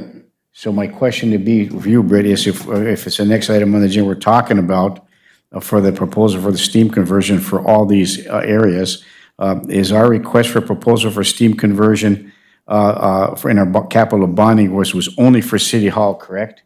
That was the original request. Right. And if this is the fiscal year 26 request, this is next year's legislative session request. So Right. this funds that we're requesting would be to request the governor to include it in his bill. So it wouldn't be available till August of 26 at the very earliest. Right. And knowing this data probably wouldn't be till probably 27, early 27 that we'd get it. Yeah, so the quandary that we're in, we can ask for the bonding request proposal for other things, but as far as steam conversion now, we have to move forward with that, because if we have to have it done by October of 26. October 26th. By the time the bonding bill gets done in the end of May, and the money won't be approved until fiscal year 2027, we're between a rock and a hard place with the City Hall project, correct? All right, thank you. Counselor Paulson? Thank you, Mayor. That was my exact request. So if we begin any work, they will not consider any work that has begun. Correct. No bonding money can be allocated if work has already begun on the project. This is the request for next year's budget. So they're taking the request this year for the governor to work on the budget In at 20 next year's section. Yes. For 27 budget. Basically. In yes, 26. yes. The Discussion fiscal year in 26 26. request for approval in 27. 27, yeah. So we need to be thinking 2 years Ahead, yeah. ahead of what our priorities would be. Right, right. And there's nothing going to be coming up in terms of special. There's going to be a special session, but it's for capital investment, for allocations of funding. But this request that we have for Stephen is in the bonding bill, and that won't be taken out of the bonding bill and allocated during this special So session. would it be a recommendation to remove that since we couldn't use it? Yeah, I would take it off of our list. And maybe decide what is our is the priority? most Yeah. important priority for in 2 years down the line? Right. And I don't know what that is, so thank you, Mayor. Yeah, yes, thank you, Counselor Paulson. Counselor Bachschnider? Thank you. And I also think looking at this list, the East End Trail System and Recreation Center and the municipal golf course renovations are the other two things on there. I would assume these are probably not in our top priorities right now as well. So I would recommend changing those two. Thank you. Sorry, the recommendation was to, Just in discussion, no form of a motion, but recommend to change those and look at a new list of what the priorities are. okay, yeah, thank you. You have something, Counselor Freely? Counselor Freely? So what's the plan then for being able to complete this project prior to October of 26? We got to do something. And that's what, we have it on the agenda to request to go out for RFPs, because we really should find out exactly what is the cost going to be. So if we start working on an RFP process, we'll actually get solid bids in, and then we know what we're talking about for dollar amounts. What do we need? And that's beyond just this building we're Yes, talking. that would be all the steam conversion, all. And our bonding bill request to the state for this building included the HVAC and the windows, so it was bigger than just for this building alone. Thank you. Counselor Johnson? Thank you, Mayor. I agree with Counselor Bachschnider that the current priorities are probably not as much priorities. I would like to suggest that we look at how do we upgrade the Public Works facility using bonding money to make it as safe as it should be. Many of our vehicles are being parked in substandard. Our employees are working in substandard environment down there. And then I would also tag onto that park facility workspaces, the garage, that kind of stuff. I think those two, making those two a priority demonstrates to our employees that we're looking out for the future of them as well as our equipment. And we're working in buildings that as we've seen on other presentations are literally falling apart. We're putting Band-Aids on Band-Aids even with our buildings. So I would like to suggest that the Public Works garage and park facility garages become the priority as we move forward. Thank you, Counselor Johnson. I concur. The Public Works garage is atrocious. We're under substandard conditions, and it's standing water and leaky and gravel floors. It's absolutely ludicrous, so I agree. Counselor Paulson. Thank you, Mayor. When do we need to have this in by? June 30th. So we do have a 30th. little bit of time this month if you guys want to take some time to think about it. Yeah, I'm really concerned after we had the discussion with George Eilertson regarding our bond rating, how we prioritize. I mean, I understand the conditions, which we really do need to look at, but I'm just really concerned as to putting a $20 million bonding project together in place again. And if our bond rating can even sustain that when we have infrastructure needs, like street improvements, alley improvements. And before I would, I mean, I don't think it's possible to have, George Eilertson had recommended a financial consultant to come in, and I really, really, really want to do that, and I want to touch base on that. But I don't know if we can do it prior to June 30th, because I feel like that might really assist the city. Did I say really enough times? That might assist the city in understanding our long-term debt and our long-term financial plan before we just throw it out there. And I agree, this is a priority. I agree with Councilor Johnson and the mayor. But I truly feel that we have to look at our long-term financial planning prior to putting a bullet point list or 1, 2, 3 together to understand what our capabilities actually would be. Because it's never, you're gonna get all the money. We have to bond for majority of it. We might get a little from the state. So before I would feel comfortable putting anything priority in place, and I know we have that deadline, but would it be possible, Britt, to contact the company that George Eilertson had recommended to see if they could, I guess, come and do a or I don't know what that would look like. It would be meeting with staff first, or? Yep, and it was Baker Tilly he was talking about, and we have spoken to them prior to Sherry going on her medical leave about doing a financial analysis. Was it plan. Baker and Tilly, or was it somebody else? It was Baker Tilly. Steve Scharf from Baker Tilly was the one who recommended it to us. So let me get some more information on that, if that's okay. And I do think, being that this is such a far time out, and the resolution, it's not a guarantee we're going to get the money, and it's not a guarantee we're going to be included in their bonding bill at all for anything. We still would have the prerogative when it came forward that to not go forward with it. I mean, the state usually calls and asks you if you want to be involved, or if you want to come do a testifying, or if you want to do a presentation. And if we say no, we say no. At the time, we're not ready. I don't think the financial plan would be ready by June 30th at all. That's going to take a little more time. Yeah. But I think it's a parallel paths we could keep doing. Put something in just to get our name in the hopper, but then keep really seriously looking. And what are we doing? Can that ever be amended? Definitely, because they will call me right before the session starts to make sure what we have, update anything. It's accurate. Accurate, the numbers right. Did you put inflation in? They ask those kind of questions, so we definitely can talk about it So then. by putting a list together does not obligate us? Doesn't bound us to it. Or bind us? No. Okay. Nope. Okay, thank you. Thank you, Mayor. And I agree. We have to sense some priority moving forward. If we set the priority and we go through staff and we don't have the money available, we have that separate issue with respect to the recommendation, looking at our bond debt all the way around the world. We still have to have a priority in there. We should have a priority. If we can't fund it, then we don't fund it. Then it comes out of there. But we need to send a message that if we don't have a bonding priority by the 30th, then you lose in any request for 2026 to 27. So I think we have to have something moving forward. Councillor Bachschneider, and then over to Councillor Motley. Councillor Bachschneider. Thank you. I would agree with Councillor Johnson that that's a priority. I would also agree with Councillor Paulson with infrastructure concerns, streets and alley concerns.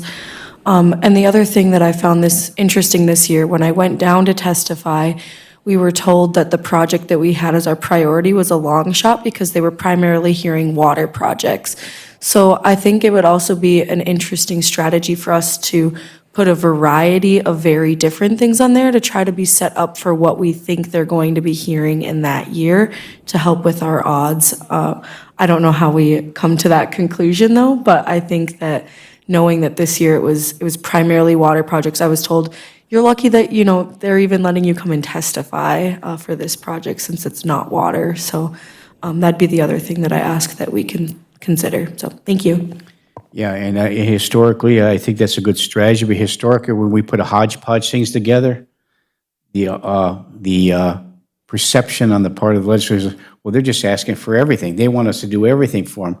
Well, you got to pick something. We're not going to just pick this one out. You have to pick something. You tell us what your priority is, not what you want done, the things that you need to be done. So I think we have to narrow down what our priorities are in that regard. The legislature will dictate what projects they want to go. Leadership will move through committee, and they'll decide, well, these are where we're going to fund our projects, whether it's housing, whether it's water, whether it's sewer, whatever it is.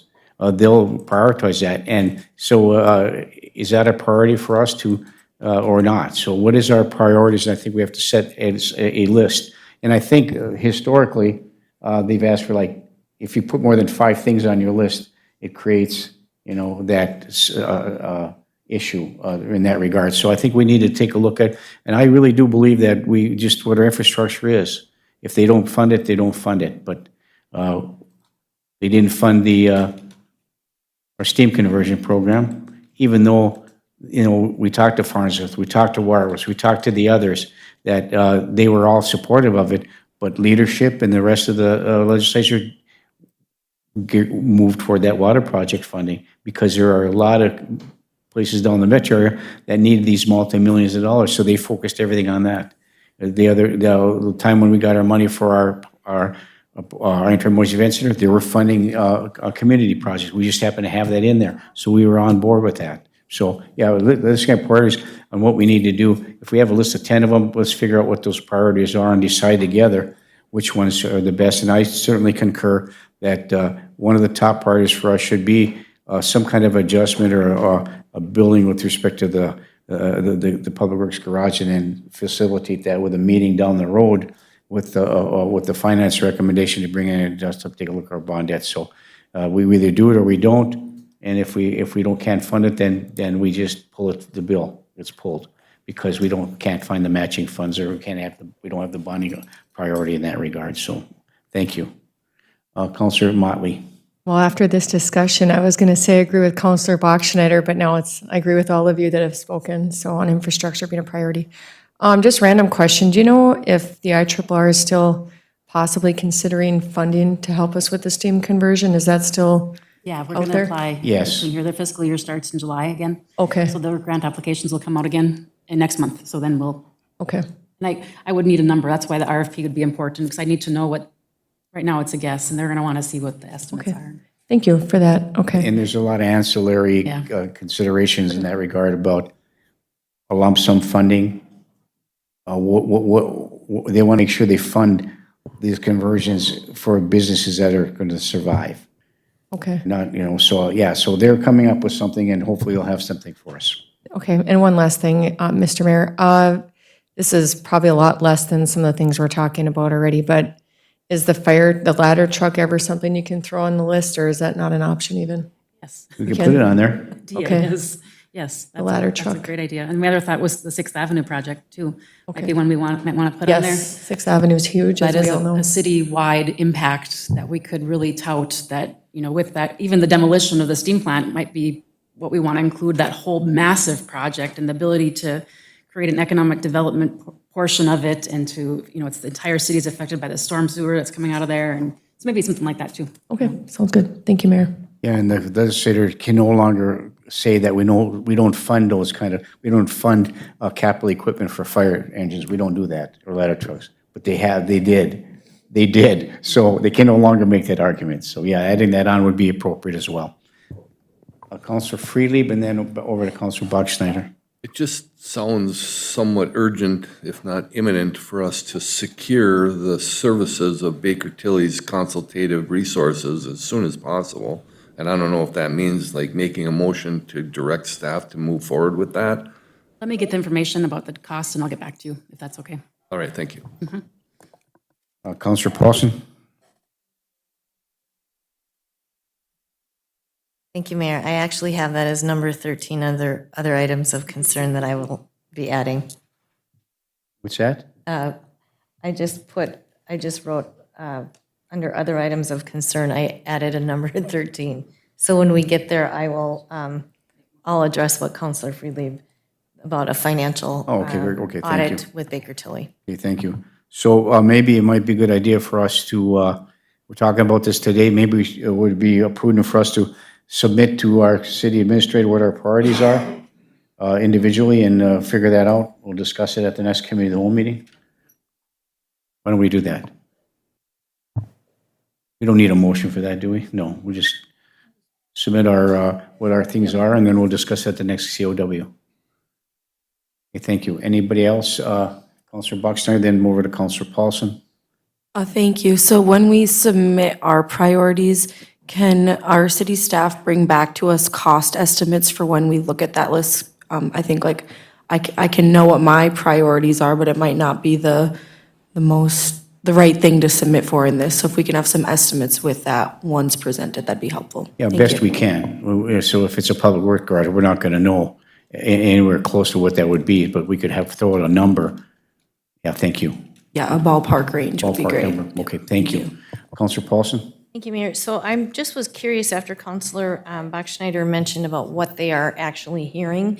How will we, or when will we know what they will be actually hearing? What do you, Like in testimony or what they will be addressing? How will we, does our lobbyist keep us abreast to that? and we won't know until the legislature begins session next year. We're not gonna have any idea what they're gonna do. They'll set up their committees, they'll set up their priorities, leadership will move forward, they'll gravitate that, and at that particular time, our lobbyists will keep us apprised of, the thumb of the pulse of what's going on.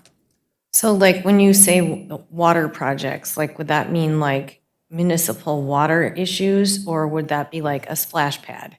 No, it's a comprehensive infrastructure that affects the water service to a Water community. service, okay, okay. Or I&I. So I was just curious, like what, I mean, when you're saying water, what's the scope? So when they say it, we're hearing this, I'd like to know what the scope is. Not recreation. Okay, thank you.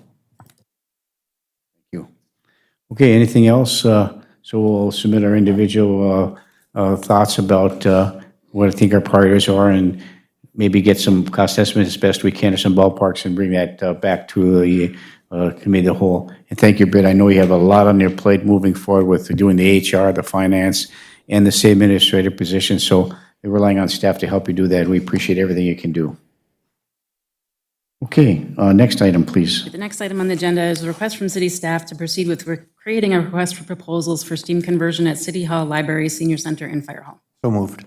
I'll move to approve by Councilor Johnson. Is there support? Support. By Councilor Bachschnider. Is there any further discussion? I hear Councilor Paulson. Thank you, Mayor. Also, I just wanted to say, if we have city staff members that have boilers licenses, that would be maybe taken under consideration with whatever buildings might be able to utilize an existing city staff member having that boiler's license, and if it would be potentially cost savings within our steam conversion parameters. Thank you. It's been moved and supported. Is there any further discussion? Councilor, Mr. Rosvik, Jim, please come forward. Thank you very much. And turn the lead on to green, and what do you got? Jim Rosvik, our Public Works Director. Jim? Morning. I just wanted to address, are we looking at no steam conversions this year? Are we looking at trying to accomplish everything in next We're year? going to try to get proposals and timelines. We're going to create an RFP, Okay, contractors to give us information. because I have some steam repairs that need to be done now, and some work and some maintenance that needs to be done, so I'm just under the assumption, I don't want to do a repair and then we decide that we're going to do a conversion on some of the smaller things. So we are saying that we'll probably run on the same systems till next year. Yeah, until the, Pardon me? yeah, probably. Okay, that's all. Thank you.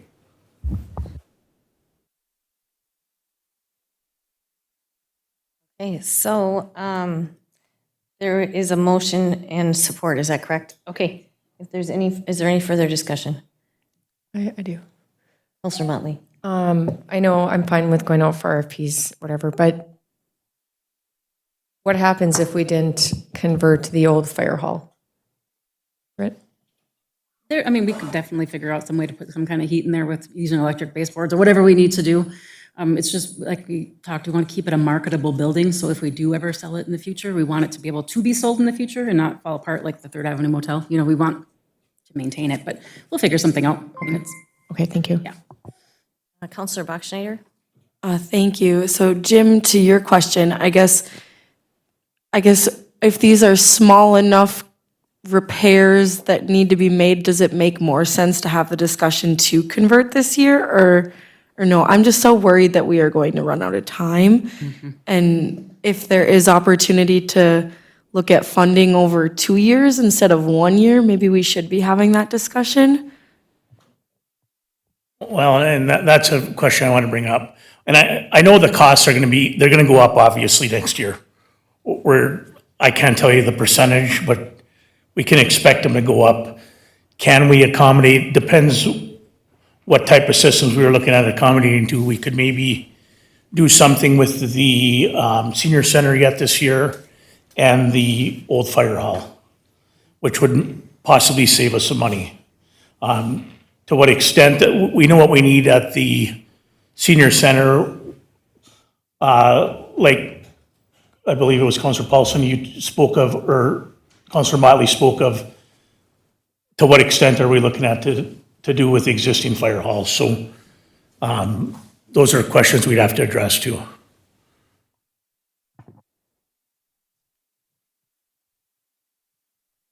Councilor Bachschnider? Thank you. I guess I would look to your recommendations if you think that it financially makes sense and we can pull it off this year, then I would want to do that, especially if it's going to be a cost-saving measure in the long run. So I don't know if we can put out RFPs for, a year in advance, but could we collect it for both this year and next year and try to lock people in on rates? Absolutely. Okay, I would want it to look like that then. Thank you. Thank you, Councilor Bachschnider. Jim? No, and I'm in agreement with you. I think we could save some money, maybe accommodating the two and then maybe locking in for next year. And if we get in there early enough where even January or something, we're not, the rush isn't there as much, that might save us some money also. Okay, thank you. Thanks, Jim. Councilor Paulson? Thank you, Mayor. Okay, sorry, Jim, maybe you don't have to come back up, I don't know. And I wish Chief was here, but on the fire hall, so the old part of the building, so there's the bays where the ambulances went in. How new is that? And is that on steam as well, or does that have a different heating system? No, I believe that's all on steam. The whole building is steam? Yes, and my recommendation is the ambulance bay, which faces the north and faces First Street North, that's the newer part of the building. I would definitely look at something for that. But then you have your existing piping and your plumbing, your water, sewer is on the old side. And the conversions we were looking at, there were resident heaters with possibly a furnace.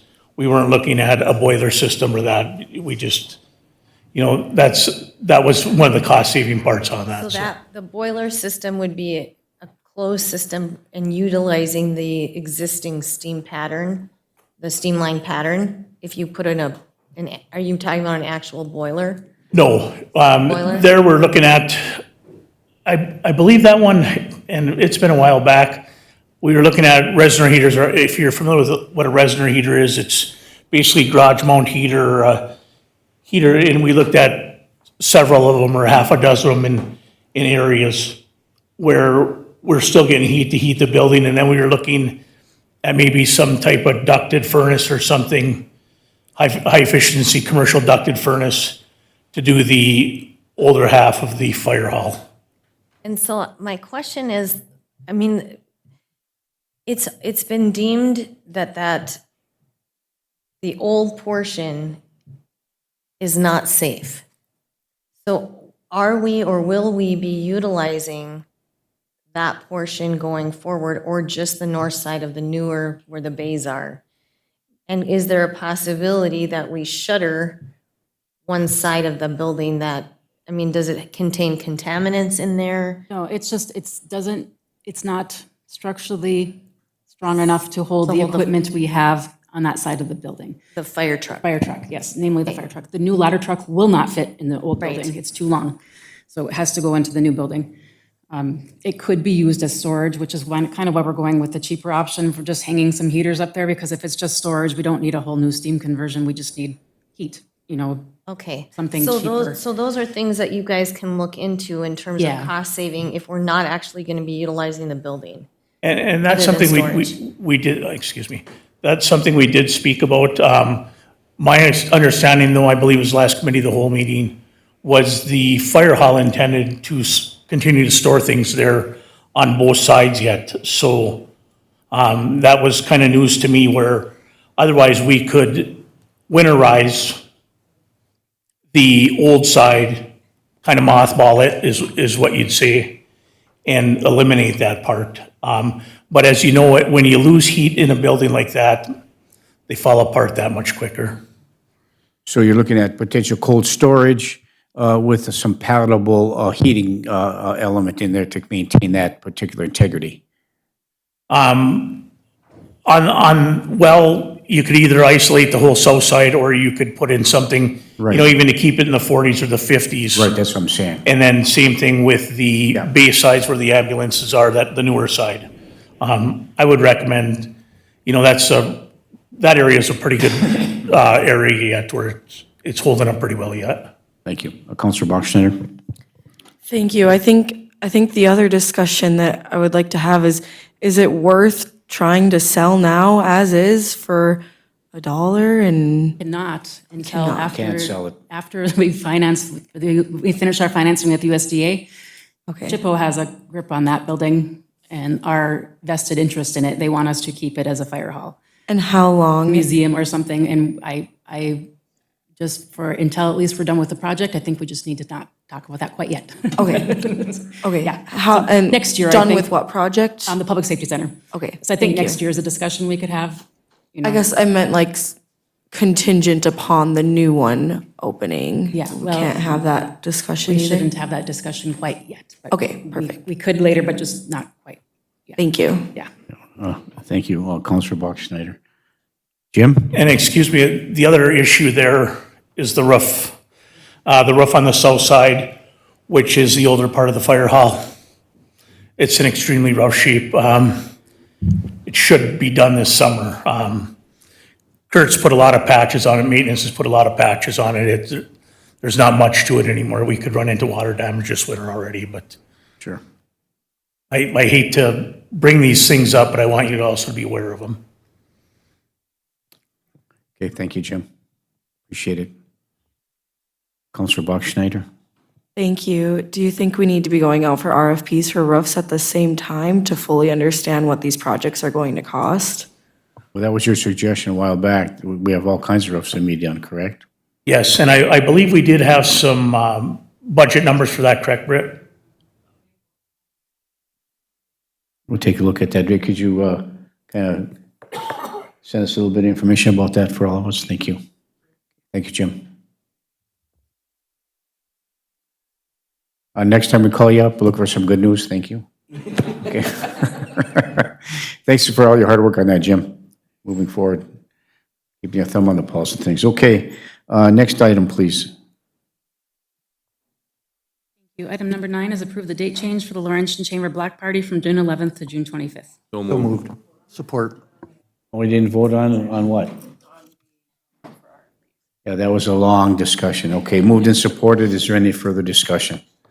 Hearing and seeing none, all those in favor signify by saying aye. Aye. Aye, opposed, motion carries. Thank you. I'm sorry. Number nine, now let's go. Number 9. And that was moved and supported. So there's a lot of moving and a lot of supporting. So let's pick who moved. Moved by Councilor Freeliep, supported by Councilor Motley. Further discussion? Hearing and seeing none, all those in favor. Excuse me. Further discussion. Further discussion, Councilor Motley. That was for this year and next year per Counselor Bachschnider's request? Well, it Or was. RFPs for this It year was- and next year? It was approved the date change for the Laurentian Oh, wait. Chamber Block Party from June thought 11th, 2025. We did that one?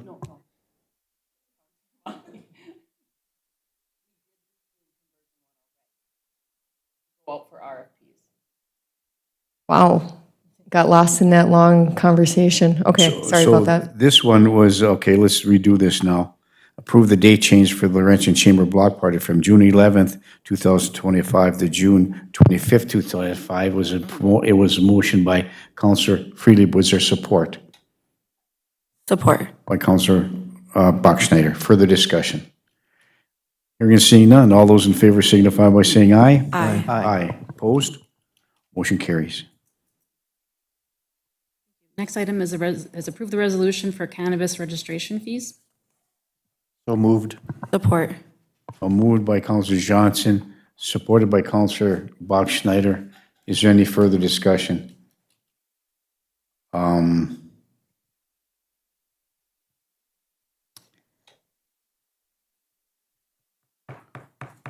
pass for a moment. Councillor Paulson, and over to Councillor Paulson. Thank you. Okay, on page 161 in our packet is the actual resolution. And I just have a question on the, and I know Jenny isn't here, but maybe Britt or Brian, you know this. Under the cannabis microbusiness, it says up to $0 for, is that the initial registration? So there is no fee for cannabis microbusiness, but the renewal is $1,000? Is that how that reads? Pam's more versed in this than I am. Oh, Pam. Thank you. So we can charge the initial registration fee, and this is per the statute. Right. These. We have to follow the all state this, yes. statute. So we can that was go my to the question. max on How what come they are theirs is recommending. up to $0? That is what they're recommending, but maybe. Who's recommending? State. The state. Mr. Mayor, if I may. The Office of Cannabis Management, yes, Brian? So I think the answer to the question may be that the initial registration fee of 500 eats up the top cap that we could have in the first year.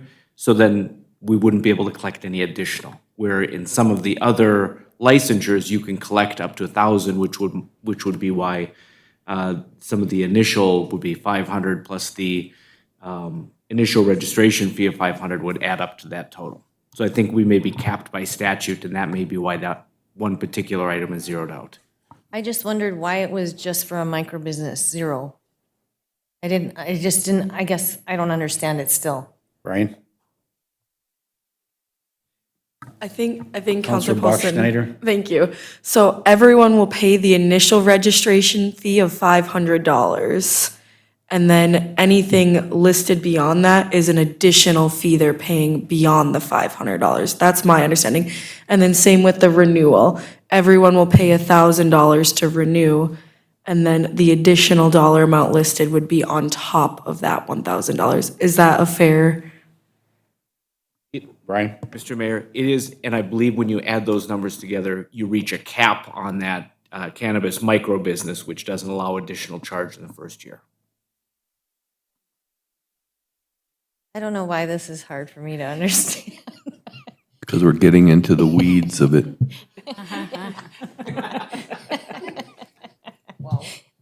Okay, so then everyone's initially paying $500 to register, including a cannabis micro business, or no? And then there's no additional registration? Got it, okay. And I know we have to follow the state statute, I just didn't understand why that business was getting a freebie on the initial, but it's not. They're paying $500. Is that right? Okay. And then because we are having, I mean, this isn't part of the discussion, but I do want to, I wish Jenny was here and maybe you can relay this to her. So being a business owner on Chestnut Street, I have heard of a few people that are interested in purchasing existing buildings on Chestnut Street. And I don't know if we have a process in place that we communicate with the Office of Cannabis Management, because we are only required to give one license. And if two different people are buying buildings thinking that they will both, I mean, is it a run to the state to see who gets, but if they buy their building and the one gets the license and the other person bought the building and they don't get their license, I feel like we just need some kind of a communication tool to assist those in that They've been working on process. that. Well, before we go to Pam, the statute is a statute. They're going to go into the cannabis business, they'll do the research about what they have to do. Pam? Thank you, Mayor. So Counselor Paulson, yes, Jenny and I have both been working on this. And there is, through the website, there are several questions that have to get answered. They have to submit their applications, which they're not approved until the 5th, I believe, officially at the Office of Cannabis Management. So people are asking what they need to do, because obviously they don't want to buy a building if, Right. but it's kind of like on a first come, first serve. So once you get your paperwork in and everything is approved by the Office of Cannabis with their licensure, and then they have to inspect the building and whatever. So they So do- there is see, a process. There is a catch, but there is a catch-22. This is what one person has discussed with me, is that they have to have a physical location to be inspected, and so they have to buy the building before the process. They have to own a building. If they get It's their a- license, they should, from this Office of Cannabis, then they can buy a building. But I- Then it would come back to us, because there's other zoning, they've already Right. asked the zoning requirements, No, so and that's we've- been verified. We've outlined all that, which I'm really grateful we've outlined that. But I feel like the person that I talked to said there was, and I don't know this firsthand, so maybe you would, that they had, in their application, they had to have a building address to the state. Yes, they do. So if they don't buy a building, how can they provide the state a building address? Do you understand what I'm saying, Brian? That is the problem of the Office of Cannabis Management in their application process. I understand And that, so- but we have multiple buildings for sale on Second and Chestnut, and I would just hate to see somebody get stuck buying a bill. I understand, I'm just trying to say, is there some way we can address that?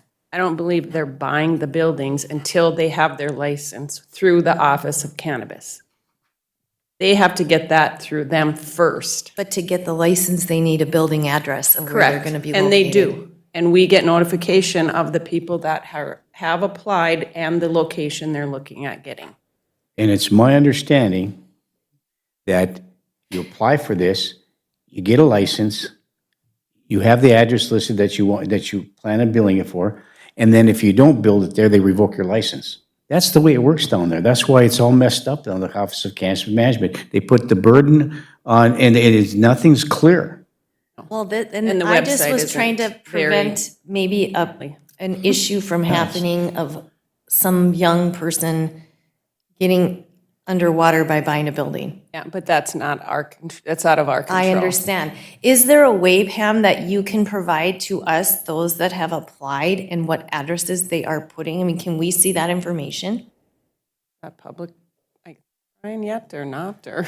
Is that public information, Brian? applying If you for a license. redact, it should be public if they're going for a license.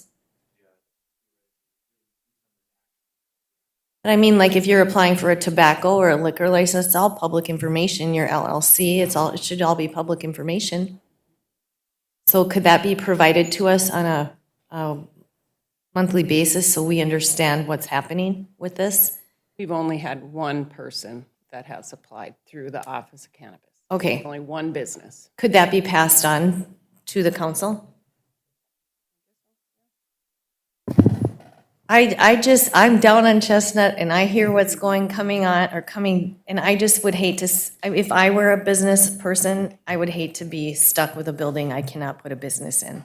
So I just was trying to help. I think they have to know the rules that if they don't get a license through the Office of Cannabis, then It is not our job. I know. It's not our responsibility to cater to those people who want to apply for a license for cannabis. They apply through the state controls everything, they follow the rules. Once they follow the rules based upon that, then they have to buy a building. I mean, I'm not gonna vote to help facilitate them to help and purchase a building so they can possibly get a license, or if they purchase a building, that's up to the Office of Cannabis Management moving forward. And I've had a lot of people come to my office and talk I about just that see a very flaw same that I was thing. addressing, Yeah, I understand what you're saying. It's frustrating, very much so. and I'm not in. That's just a flaw. Okay, that's all. Thank Exactly. you. It's Sorry I like- segued. It's like canoeing upstream. Counselor Johnson, did you have something? Okay, okay, we're good. Okay, anyone else? Okay, so, do we have a motion and a support to approve the registration fees? Any further discussion? Hearing and seeing none. All those in favor signify by saying aye. Aye. Aye. Opposed? Motion carries. Thank you. Item number 11 is approve the registration form on the checklist for cannabis businesses. So move. Move to approve by Counselor Buckschneider and supported by Counselor Johnson. Is there any further discussion? Hearing and seeing none. All those in favor signify by saying aye. Aye. Aye. Opposed? Motion carries. Number 12 is approve the movie production permit. So move. Support. Move to approve by Counselor Buckschneider, supported by Counselor Johnson. Is there any further discussion? Hearing and seeing none. All those in favor signify by saying aye. Aye. Aye. Opposed? Motion carries. Item 13. Counselor Paulson. Item 13, okay. So I just jotted, and I don't know of the right verbiage, but I would like to move to direct city staff to contact, it would be Baker Tilly, or a financial I would say a entity. financial entity, yeah. Financial entity to assist us with a financial audit that would include our long-term debt planning and long-term financial planning. Support. Moved by Counselor Paulson, supported by Counselor Buckschneider. Is there any further discussion? Counselor Johnson. My only concern, and I know this is part of the process, is the amount of money we're going to spend to see how much money we do or don't have. We do have some very high-quality staff who understand, and I just want to make sure we're not spending money just because. So I will be going along with this for now until we get a cost estimate. Thank you. Thank you. Before we vote, I have one more question for you, Britt. So the concern that an individual came to the last meeting with some significant perspective on the financial issues that the city is moving forward with. So our bond rating is BAA2, correct? What was our bond rating in 2021? BAA2. Thank you very much. Moved and supported. Is there any further discussion? Hearing and seeing none. All those in favor signify by saying aye. Aye. Aye. Opposed?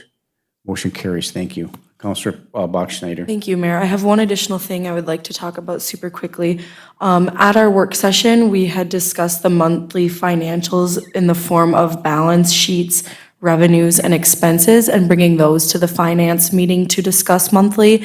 Right now, we look at a department by department sort of spreadsheet, which is helpful really specifically to our department heads, but it's not giving the council the full picture of where we're at.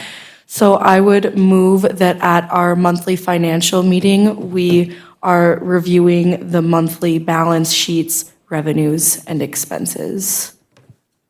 Okay, we can do that. We have time to put that together for the monthly finance. Thank you. Moved by Counselor Bachschneider. Is there support? Support by Counselor Motley. Is there any further discussion?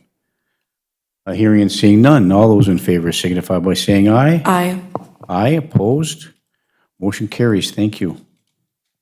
Britt, any other items?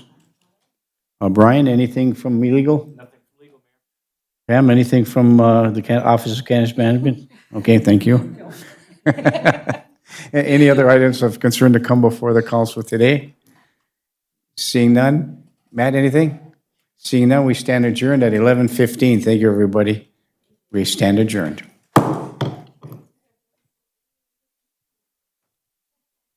I thought you had to leave like